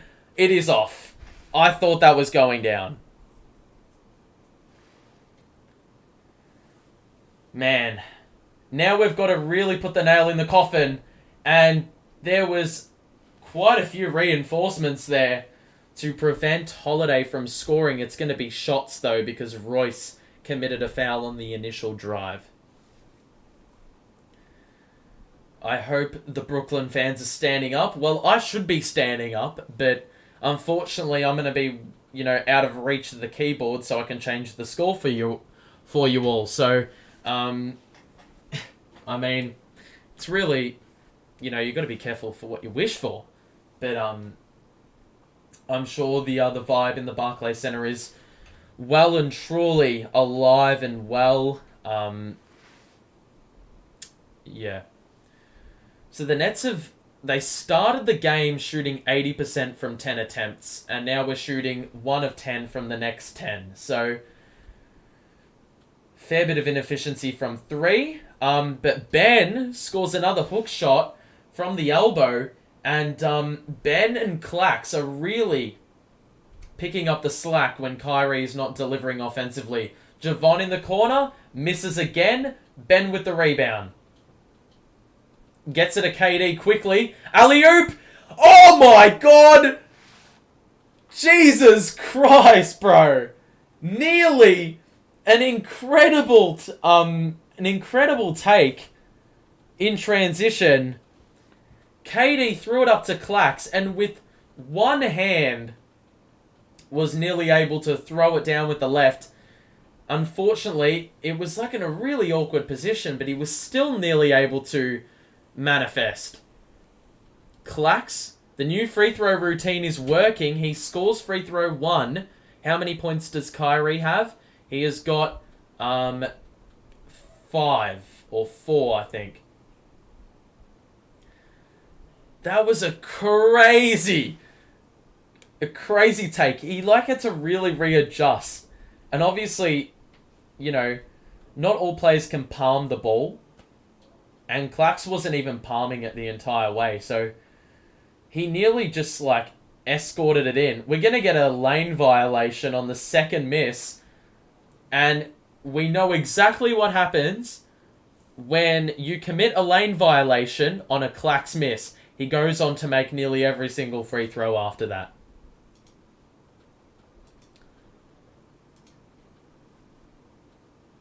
And the free throw with Clax is off this time. So, goes against the trend. The lead is 21. Wow. So, Portis. And now Giannis on the perimeter. He's unattended going to the basket. And Durant with the great help to force the miss.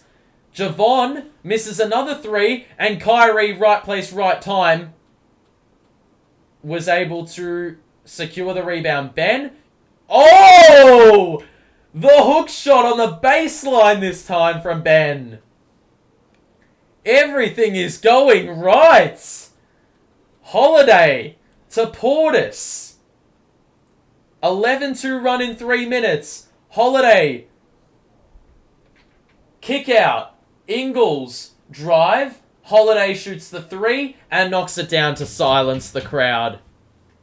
With 5:25 to play. It is a long, long way back for the Bucks if they want to win. Royce. Now KD just fucking lost the ball out of play. That was really careless. Didn't even get into a set there. And we're going to have a timeout. So the lead is sitting at 20. And please tell me if you thought otherwise. But who the hell expected this to be the score at this point in the game? I mean, we have put the Bucks on clamps. They're getting a lot of open looks and not hitting shots. At the same time, you've got to give the team credit. Because even Giannis has sort of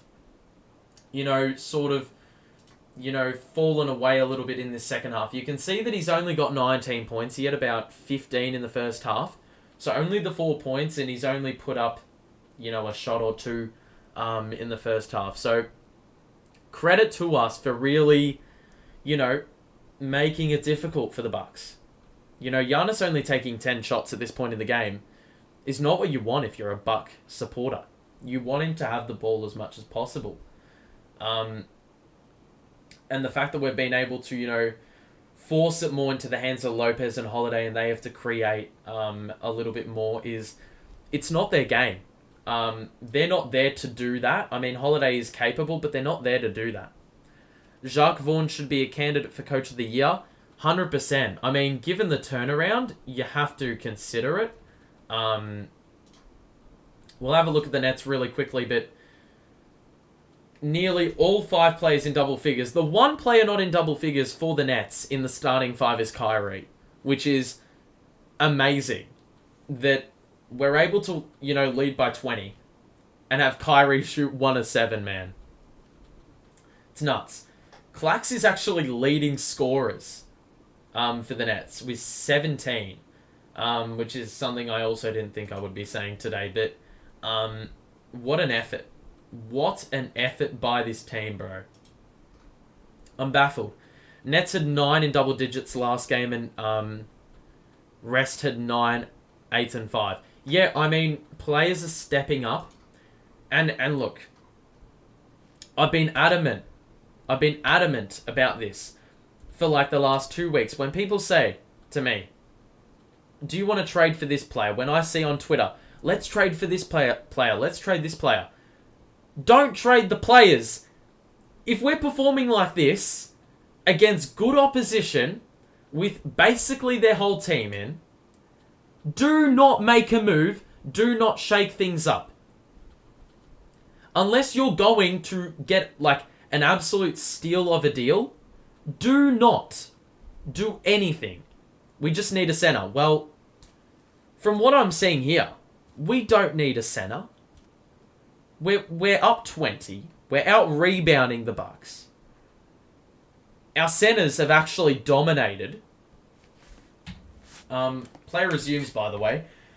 But we've dominated. I don't see what... I mean, the Cavaliers is the other game that I need to be proven, or they need to prove to me that no change is needed. Even Seth Curry, when he comes into the game. Like today, he doesn't usually... He's had a bit of a rough patch, but he's come in today and really provided some good minutes. Scored a 3. And, uncharacteristically, has provided on defense. Giannis, good defense, Ben. Excellent pass. And Ingles missed a wide open 3. In other words, don't fix it if it ain't broken. That is 100% correct. KD for 3. ISO, why? Ben with the back tap, and we get another look. KD just chucking up 3s for the fun of it now. Kyrie, behind the back, spin, fade away. It's off. Bro, we've got to put this game to bed. Got to put this game to bed, and shooting isolation shots like that ain't going to cut it. Porter's going to post up KD, and good defense, better offense. Portis gets the roll. And it is an 18-point game. So the game is not over. You can't put the foot off the gas. Kyrie. Portis left him way open. And Kyrie misses the 3. I'm happy for him to take that. But we can't fall into the bad habit now of not driving to the cup. Portis shoots the 2 and scores for 2. I wouldn't be surprised if we get a timeout in the next possession or 2 if we don't score. So Kyrie going to bring it up.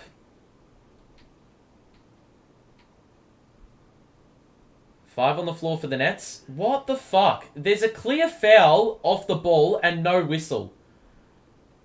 KD going to post up Holiday. Oh, shit! Nearly an alley-oop. Curry in the corner, catch and shoots.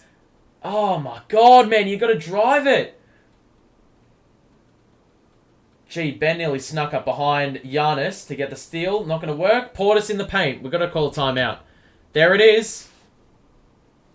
9-0 run for the Bucks. Oh, for God's sake, man, bro. The 3-point shooting, bro. We started this game on fire, but the problem is we're falling into bad habits with the shot tendencies. You see KD trying to find Ben under the basket and try to get that alley-oop. That was an excellent idea. The execution was slightly off, but the idea was there. The problem is, as players get more tired, they are happy to, play slower possessions. What's the word? Slower possessions, run the clock out, shoot three-pointers, because it all takes less energy to execute. I'd still like Jock with the Nets. Jock Landale, I'm assuming you want. Interesting pickup. I mean, I don't think you need a backup big. I really don't.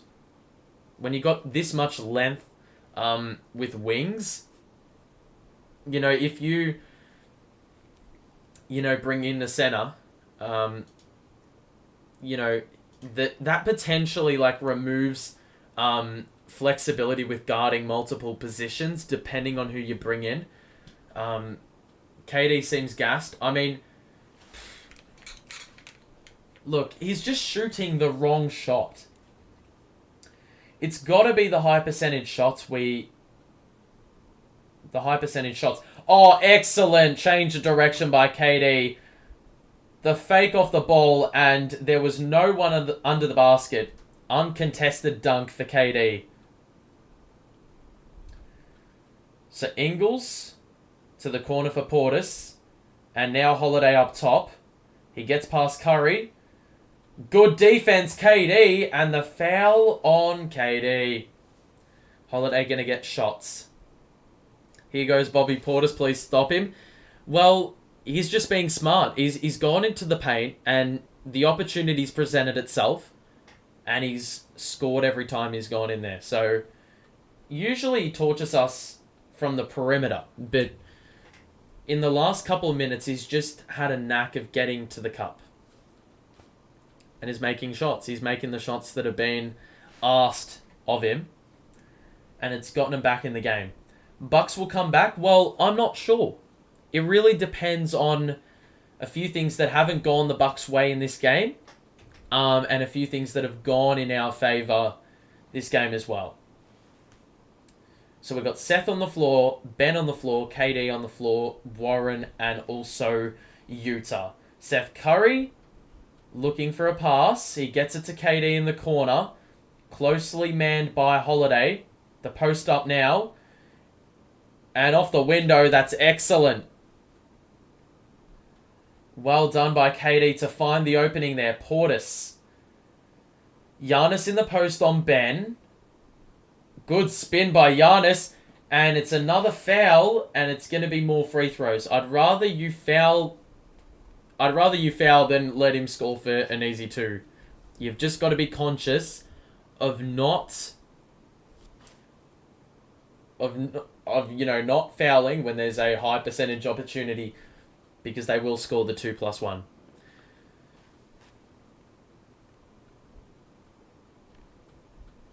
So Giannis 2 free throws, 2 minutes to play. We need to close out the quarter on a high. Giannis, free throw is good. And he's been really efficient there. Clack's going to return. Ben's on 4 fouls, so he's going to go to the pine.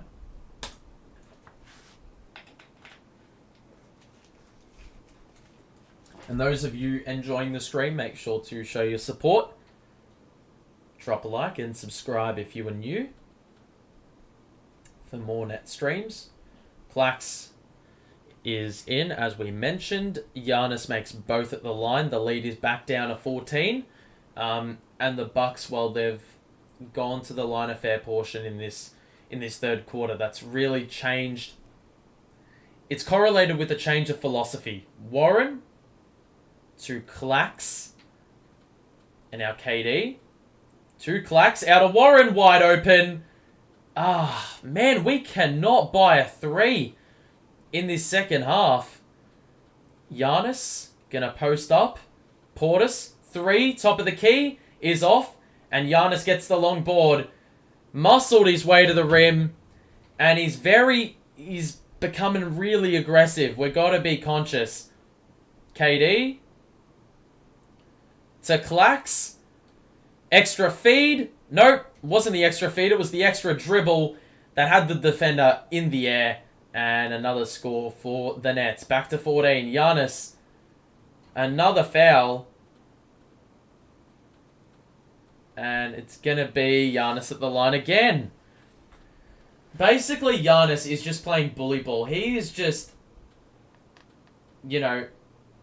every opportunity. In the first half, he wasn't that aggressive. But in this second half, he is just putting his head down and essentially, at every single opportunity, is just looking to take it to the rack. He knows that's probably our most vulnerable point. So it's going to be free throws for Giannis. The first is good. And that said, we're being pretty good defensively again. It is the free throws, though, that are, killing us. This is the moment for Dayron to come in. No, mate. Dayron, if we're having problems fouling Giannis now, then as soon as Dayron presumably would come into the game, he's going to commit 5 fouls in 3 minutes or less. The lead is currently 13 after Giannis split the pair. KD for 2. Got it as it rolls around the rim. And the lead is back up to 15. A little bit more comfy. So Giannis in an ISO at the logo. Clax does not switch. Good defense. Bro, what are you looking at? He just fucking... No, that is fucking bullshit. What are you looking at, referees? Oh, you fucking pieces of shit. Warren misses a 3. It is a joke. Absolute joke. He just fucking jumped to shoot it and landed with the ball. Where is the travel? Or jump ball or whatever the hell. Connaughton for 3. Knocks it down with 5 seconds. You can't make this up. We got 5 to shoot. Get it in. Seth. 4, 3, 2. He takes it in. The 2 is off. And wow, we've got a big last quarter because we know the Bucks have got the momentum. But where was the travel / jump ball on the previous possession? Giannis has gone up. We've basically been able to neutralize it. He's landed and no call. No call. No nothing. Wow, we've got a big last quarter coming our way. And look, the lead was as large as 22. And as I've just said at halftime, 2 minutes is a long time in basketball, let alone 24. We've got 12 minutes to play. As much as the Bucks did dominate the back half of the quarter, they only outscored us by 3. So, we've got to remain calm. Do not give this lead away, please. Oh. The last quarter is going to be, well, obviously it's crucial, but our 3-point shooting has fallen off. Our 3-point shooting has fallen off. We started scorching hot, and I didn't think it was possible for us to fall off this badly from 3. KD's the high man with 22, but the shooting's gone down a little bit from the field, but from 3. I mean, we've made one of our last 14 3-pointers. Kyrie, I need you to wake up. You got 4 points in 3 quarters. You need to score a dozen in the last. You have to. You have to. I can't stress the importance. Their shooting has been abysmal from 3. Giannis got a little bit more assertive in the back end. And Bobby Portis and Connaughton did a little bit. To, really, help the Bucks stay in this game at 3-quarter time. I'm watching the replay back. Absolutely a jump ball. They're fucking blind, the referees, mate. They are so blind. It is blatantly obvious he went up and landed with the play neutralised. Both players had their hands on the ball. It should have been a clear jump ball. Alrighty. Here we go. Connaughton for 3 off the screen. It's off. And we get the rebound. And it's going to be TJ Warren bringing it up. They're going to chase this game. They've got nothing to lose. It is in our hands to look after the ball and be responsible. Kyrie drives. Warren tries to flip one up and in. It's off. Clax got the rebound. Utah in the corner. Out to Clax. And now Kyrie. Drive at Kyrie. Shoots a step back 3. Knocks it down. And it doesn't even matter. I don't know what or why I would give Kyrie advice. Man is, well, an excellent player when he's got it going. And hopefully that 3 was the start of something. Good defense by Kyrie. Decent recovery. But Javon scores the mid-range. And he's also picked up a little bit of the slack in the second half. Kyrie gonna drive. Puts the head down. And missed it. Clax does well. Seth Curry chases down the rebound. And now we've got another opportunity. Kyrie. Again for 3. Why would you shoot that? Why? Javon. And now Lopez guarded by Kyrie on the outside. Javon. Cross. Kick out. Utah read the pass. Got into the passing lane. And now he's going to take it all the way himself and be fouled. And that is exactly the mentality that needs to be adopted. One-man fast break here by Utah. And look, that shot is far better than Kyrie shooting a three-pointer without even testing the waters of, what the Bucks have to offer on the interior. We know Lopez is a good shot blocker. He's got the most blocks in the league this year. So, you've got to be conscious. You've got to be conscious of that. But in saying that, you still got to test it. Kyrie's missed quite a few threes. I mean, his only 2 shots have been three-pointers. Excellent by Warren! Read the passing lane. Alley-oop! Oh my god! So we were trying to get the lob executed, but unfortunately Javon read that. No, it was Connaughton. And good verticality to deny that execution, but we have another opportunity. So probably best to do a bounce pass over an alley-oop. I get you want to be fancy with it, but probably not playing the percentages. Kyrie baseline 2 is off. Clax has done an excellent job of fighting on the glass in this quarter early. Javon, corner for Beauchamp. The 3 is good. The lead is back to 10.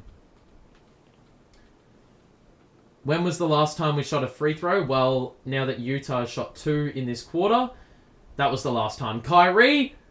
Oh! With the left hand. Oh, it was so effortless, and it was one of those layups where he barely gets it over the top. A little bit of a rim grazer. They got Portis and Lopez in. Beauchamp misses another 3. Connaughton chases the rebound down. There's got to be more urgency. Portis misses the push shot. Warren with the rebound. And now Kyrie will bring it up. Kyrie. Javon. Guarding him. And it's going to be a turnover.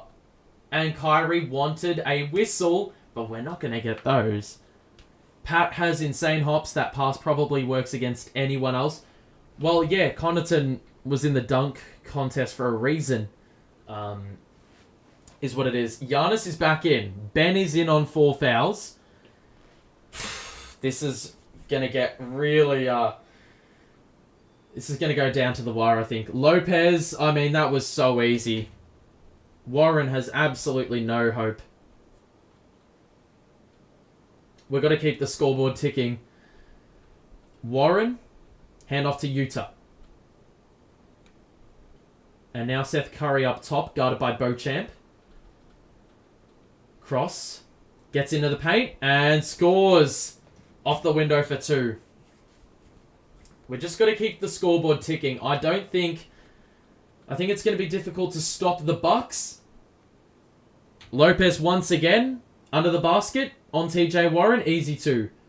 We need to get Ben back in urgently. Seth pulls up for 2. It's off. And the rebound was nearly there, but that is not the shot once again. Giannis guarded by Clax. We need Ben back in the game. He's waiting for it. The turnover by the Nets. Kyrie into the paint. It's going to be a foul on Giannis. It's going to be a blocking foul, and it's going to be a side out for Brooklyn with 8 minutes to play. Let me just reset the clock to what is correct. And, look, as I said, we've got to keep the scoreboard ticking over. That is imperative. 94-84. The Bucks are basically trying to exert their final push towards, closing the gap. Kyrie hits the deck and is denied the ball. Seth Curry into the paint. Kick out. Kyrie in the corner. Quick take. It's off. And that's once again not the shot, Kyrie. You've got to, please, test the waters. Drive to the cup, mate. Beauchamp to Javon on the perimeter. Allen's going to come up and set the screen. Curry was shithouse on that. And luckily he missed it. Get the board. Kyrie swoops. Takes it all the way. Corner for Curry. 3 is off, man. How did Kyrie get it back? Warren, yes! And I don't know how we came up with it after the initial miss. But I'm going to take it nonetheless. We've got a 12-point lead. Giannis. And now the switch onto Royce. Giannis, Euro, Lopez again in the dunker spot. And they are just doing the same thing every single time. There's a technical on Coach Bud. Don't know what for, but I'm going to take the free throw and run.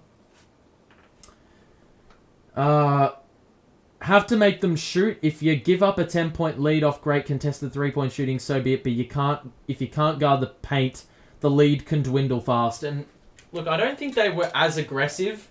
They were as aggressive with it. Driving to the paint earlier in the contest. But now they've really collapsed. Or they're trying to collapse the defense. They're like, we're going to shoot as many 2-pointers as we like until you put all these reinforcements on the interior to try and stop us. We're going to keep doing it. And then once you bring all your defenders into the interior, we're just going to send the ball out to the corners where there's wide open 3-point shooters. It's really that simple. If you are enjoying the stream, make sure to show your support and also subscribe if you are new. We've got Nets Cleveland up next, which we will be covering, and also Nets Atlanta. KD for Curry, that's just the no-brainer move. I would expect that to be executed now. So look, we've got to be smart about this. The good thing is, in the first 5 minutes of this quarter, we have been able to ensure that the lead remains at 10. And given the Bucks were really riding a positive wave going into the last quarter, in which they had, made the lead go down from 22 or so to 10, that's a really positive sign. The bad thing is, you can go on a 9-0 run in a minute and a half. So you've got to be really careful. And Jacques Vaughn, I think, is not going to let that happen. With, his positive timeout calling. But, strange things can happen. And the Bucks are a good side. They can do things like that. And really just, light it up.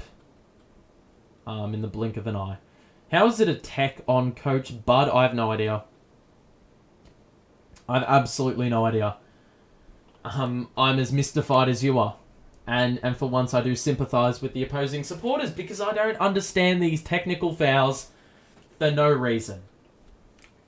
KD is definitely playing the last 7 minutes though. I think that's undisputed. KD's got 22 and 6 dimes. Kyrie is shooting the free throw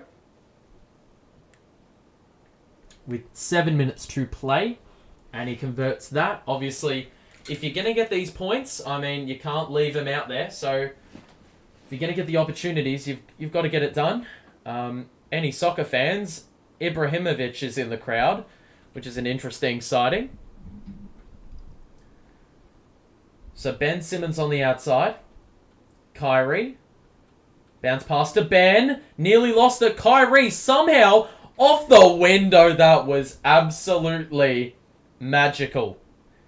I have absolutely no idea how we were able to hold possession there because it looked a bit ropes. Holiday is back in. Lopez on the pick and pop. He's going to shoot the three and he knocks it down. Oh, God. 6 minutes to play. There is a long, long way in this game. Kyrie looking to get the ball off Ben. Receives it now. Stops. And the bounce pass was a terrible pass. Where is he looking? Now Giannis, Holiday, corner, Carter. Good ball fake. Wide open three. Missed it. He's been awful. But they get the back tap. And now a second chance. Holiday didn't get the bounce. And KD gets the rebound. So we got let off the hook there. Ben. Royce wide open. Early in the shot clock. 3-pointer for Royce. The lead is back up to 13. Why is Curry still in? Where's Clax? I don't know. I have no idea why we have a knack of playing Clax in the third quarter, but he doesn't play the closing minutes. I think it's because to prevent the hacker Clax technique. Lopez in the corner now. He knocks it down again. So every single time it looks like we're going to, break away, Lopez with the response here. And we've got to close out those threes a little bit more because Lopez ain't that fast. Ben. And now Royce to Kyrie. Back to Royce. Gets the three. Yes! Royce! Rolls Royce! Yes! Oh my goodness! Who would have thought that it was going to be Clax in the third and Royce in the fourth? Javon in the other corner, he's off. KD, Kyrie breaks out in transition. Stops. 2 and 1!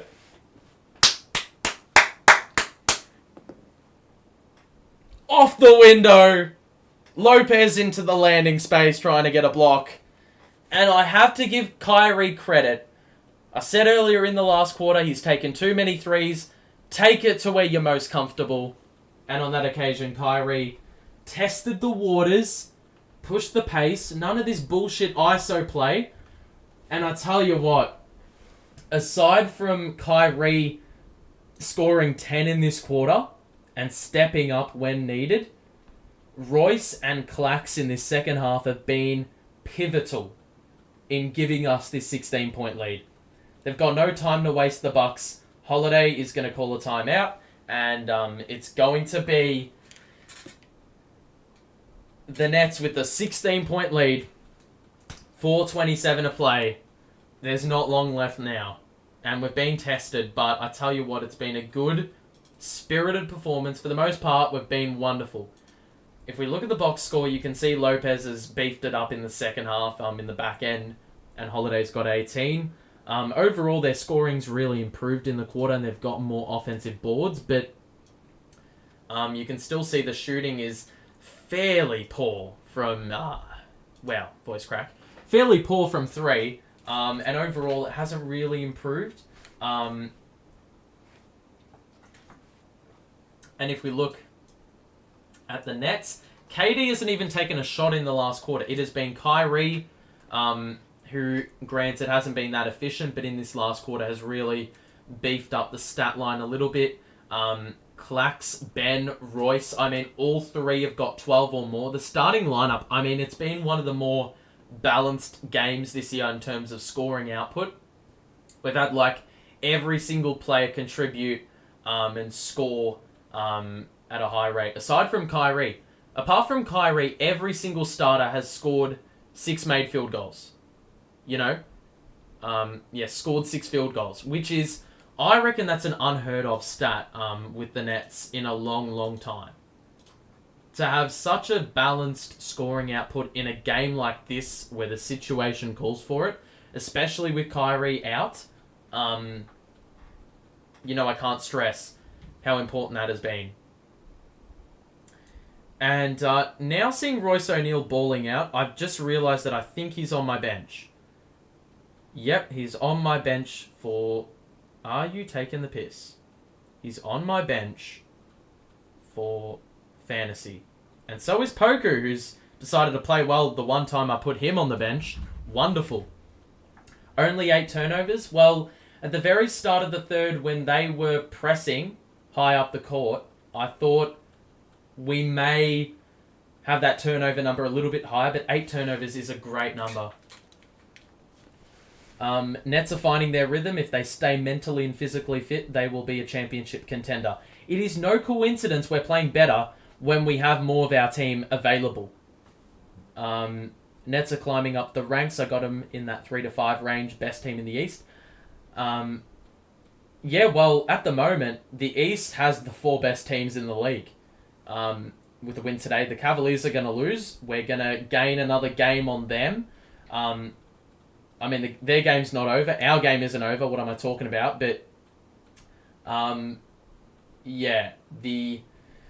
we're in a very good position now to get the job done. Connaughton, good switch, and now Holiday's got it on the perimeter. He's going to test Royce. Nope, he's going to shoot a step back 3, miss it, get the rebound, and we do so. Ben with the board there.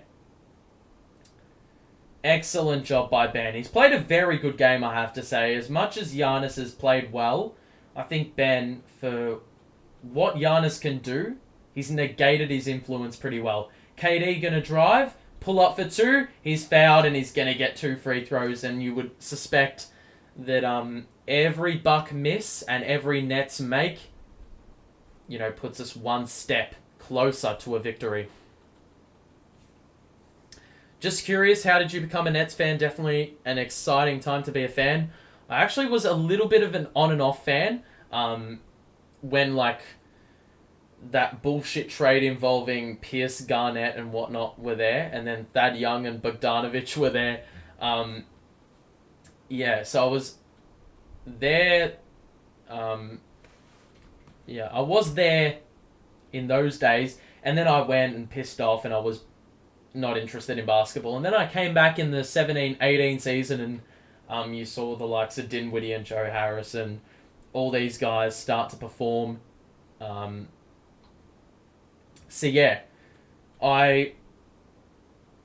didn't really see too many Nets fans about 5 years ago. Now you see quite a few.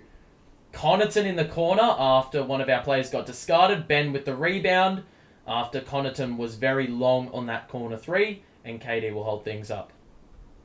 It's a bit of a weird way how I don't actually know the initial reason that I supported the Nets, but it's been a while, and I've been through a fair bit as a supporter. Ben with the reverse. Didn't get the shot to go. Giannis. Excellent intercept. Another turnover. Kyrie pull up. Got it! Woo! Game over. This game is done.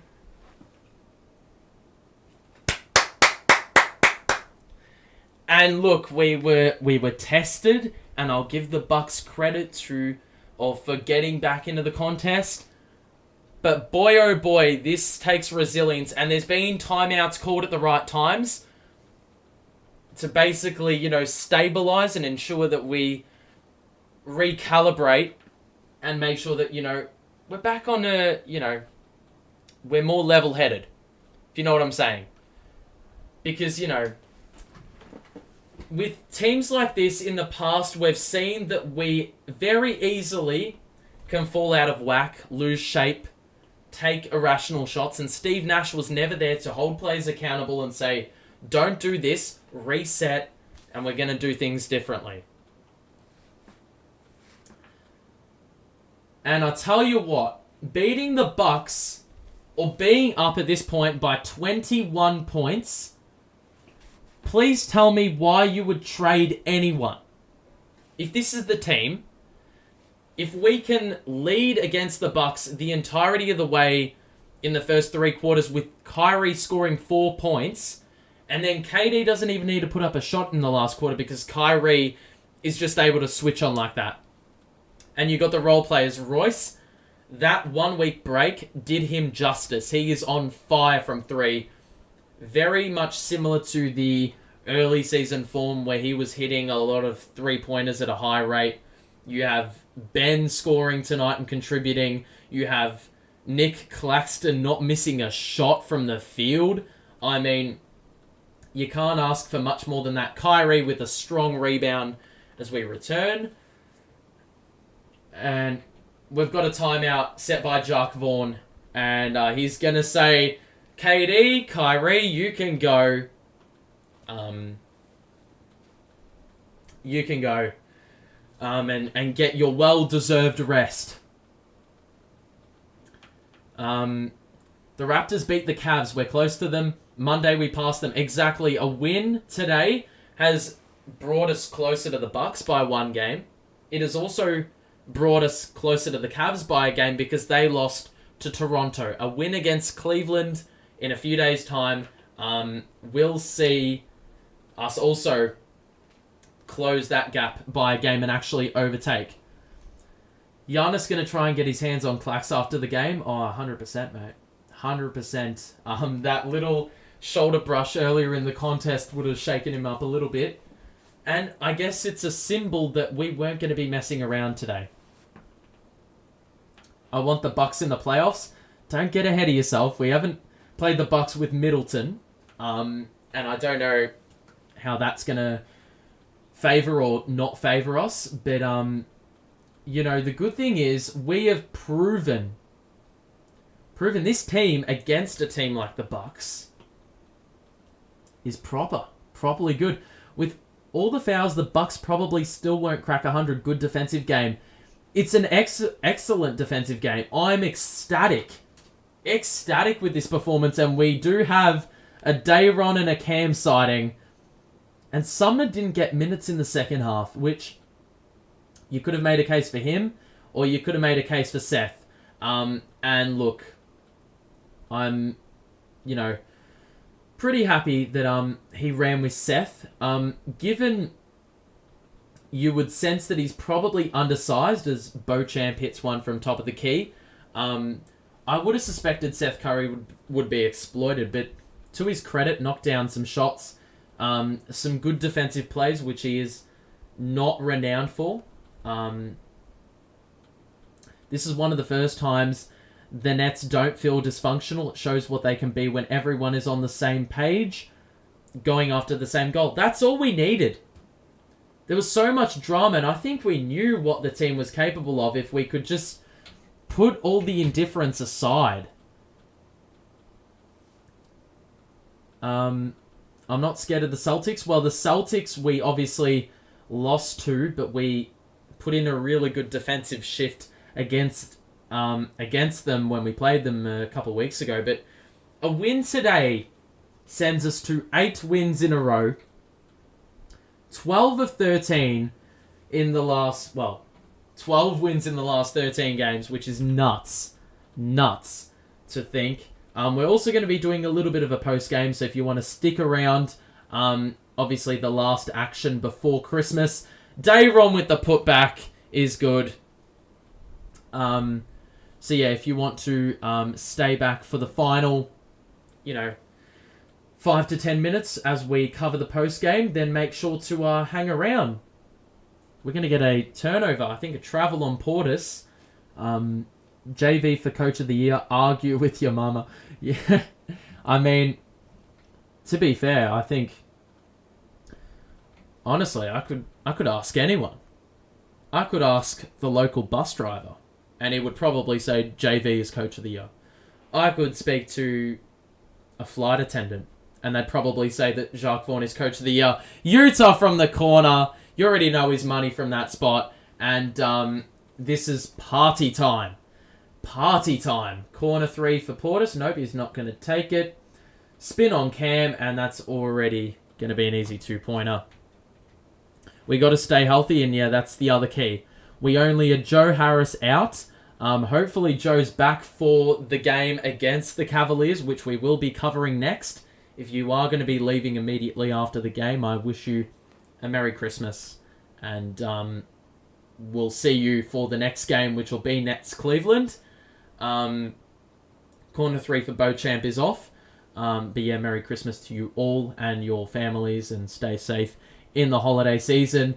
This one's going to wrap itself up, and we're going to win this one by 18. Oh my goodness! Oh my goodness! Are the Nets the real deal?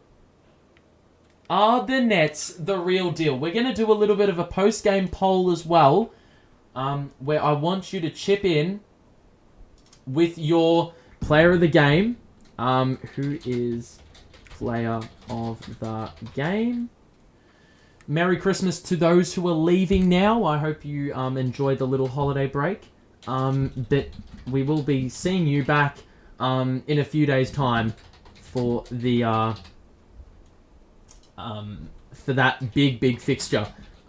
Those hanging around, we're going to do a little bit of a post game, and then I'll leave you to go off and do your thing. But right now we're going to do a little bit of a post game. And let me just add. Okay, I'm going to add. Okay, so there's all the players. Let's see whatever or who your player of the game is. And man, I'm loving the good vibes in the chat as well. I mean, obviously the situation welcomes it. I'm interested to see, because there's been some really good performances today, and maybe the look at the box score will change, or, you know, move your decision a little bit. But you can see that KD got 24, and he was the highest scorer. You know, he didn't have to carry the, an excessive workload today, because other players were willing to perform and stand up, and that's what we needed today. Clax, 19, 8, and 5.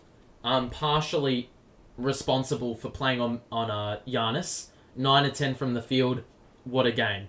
Royce, I think, is a player that you can easily sweep under the rug. He had 5 3-pointers, 17 points. Did what was asked of him, and especially in the late game where the Bucks were pressing, he hit some big shots. Ben with 12 and 11, 8 dimes. I mean, very close to a triple-dub. 6 and 9 from the field, and a very good defensive performance on Giannis. I mean, granted, Giannis was always going to, get his way, but it was about negating influence, and I think Ben did that exceptionally well. TJ off the bench with 12 was pretty solid in the first half. I mean, the second half didn't really play, as meaningful minutes. And then you will see Seth Curry played 25 minutes and missed a lot of shots, but defensively was really, was proper good. Defensively, picked up a couple steals. We're going to look at that number, but you can see the shooting. 49% from the field, 43% from 3. That is going to win you games most nights. Another game where we get 30 dimes or more. For the Bucks, you can see their shooting was abysmal from 3, and that really put them in that basically dug their own grave. But you can see if we look at the steal number, I'll look at the chat soon. We'll just run you through this. You can see 3 steals to Clax, 3 to Ben. I mean, an excellent game. And you can also see the steal counter overall was pretty good. Turnovers only 10, and we also needed to keep that number down. And we did pretty well to do that. That was going to be a key, because you can't let players like Giannis be able to run downhill, with those long strides he's got for him. The free throws, they only had 22 in the game. And with Giannis in and, at times the referees feeling like they were on the Bucks side, we did a very good job to keep them off the free throw line and force them into more of those threes that they weren't making. The offensive rebounding was something we had a little bit of difficulty managing, but ultimately we were able to, as I said, get enough stops and ensure that, those offensive rebounds weren't making a difference. And we were getting offensive boards ourselves. 18 turnovers to the Bucks as well. I did also say at halftime we needed to sustain forcing turnovers, and we did that with ease as well. You can see Giannis and Holiday, the two guys they were playing through most, had 12 turnovers between them. And that was always going to be a key. Giannis had 26 overall and shot the ball pretty well, but I do think, as I said, we negated his influence quite well. Lopez at the end, when it was too late, was able to catch fire, and Holiday didn't really do much but after halftime. But overall, what a win. I mean, this is probably one of the team performances of the season. It's going to be interesting to see how we match up when Middleton is here. But that said, what a damn performance. And we did this with conviction as well. This wasn't a win by 4 or 5. This was an 18-point win, a game where we had control. Once the lead got out to a game-high 22, it didn't go below half a dozen, and we were able to hold them off and really respond in the back end. So, yeah, despite Middleton not playing, you can't disregard the fact that our defense was exceptional and the offensive output was wonderful from every player. We needed contributions when Kyrie was down, when KD didn't score in the last quarter, players stood up. And Claxton and O'Neal really got us through those tough moments for our best two offensive scorers. So, yeah, it's a great performance. I had under 220. Oh, gee, well, you got very, very close, pushing walking the tightrope, I guess you could say. Bulls really came back on the Knicks. Well, that's just a very Knick thing to do. 9 straight is a crazy thing to talk about. When you look at the Harden season, I think we won 10 straight and won 14 of 15. We're actually on par to reach that mark, provided we can beat Cleveland. And then we've got a pretty favourable run going into January. So we're very much intact. As the struggles of the season inevitably come back to this game to see what the Nets can be. Powerful win and a fantastic performance. Well, I don't think at the moment the struggles... I don't think we can be any further away from the struggles that we had at the start of the year. It's crazy to think that we lost to Indiana on the back of conceding 23 three-pointers at home to doing this. Do I think the Bucks can beat Boston on Christmas?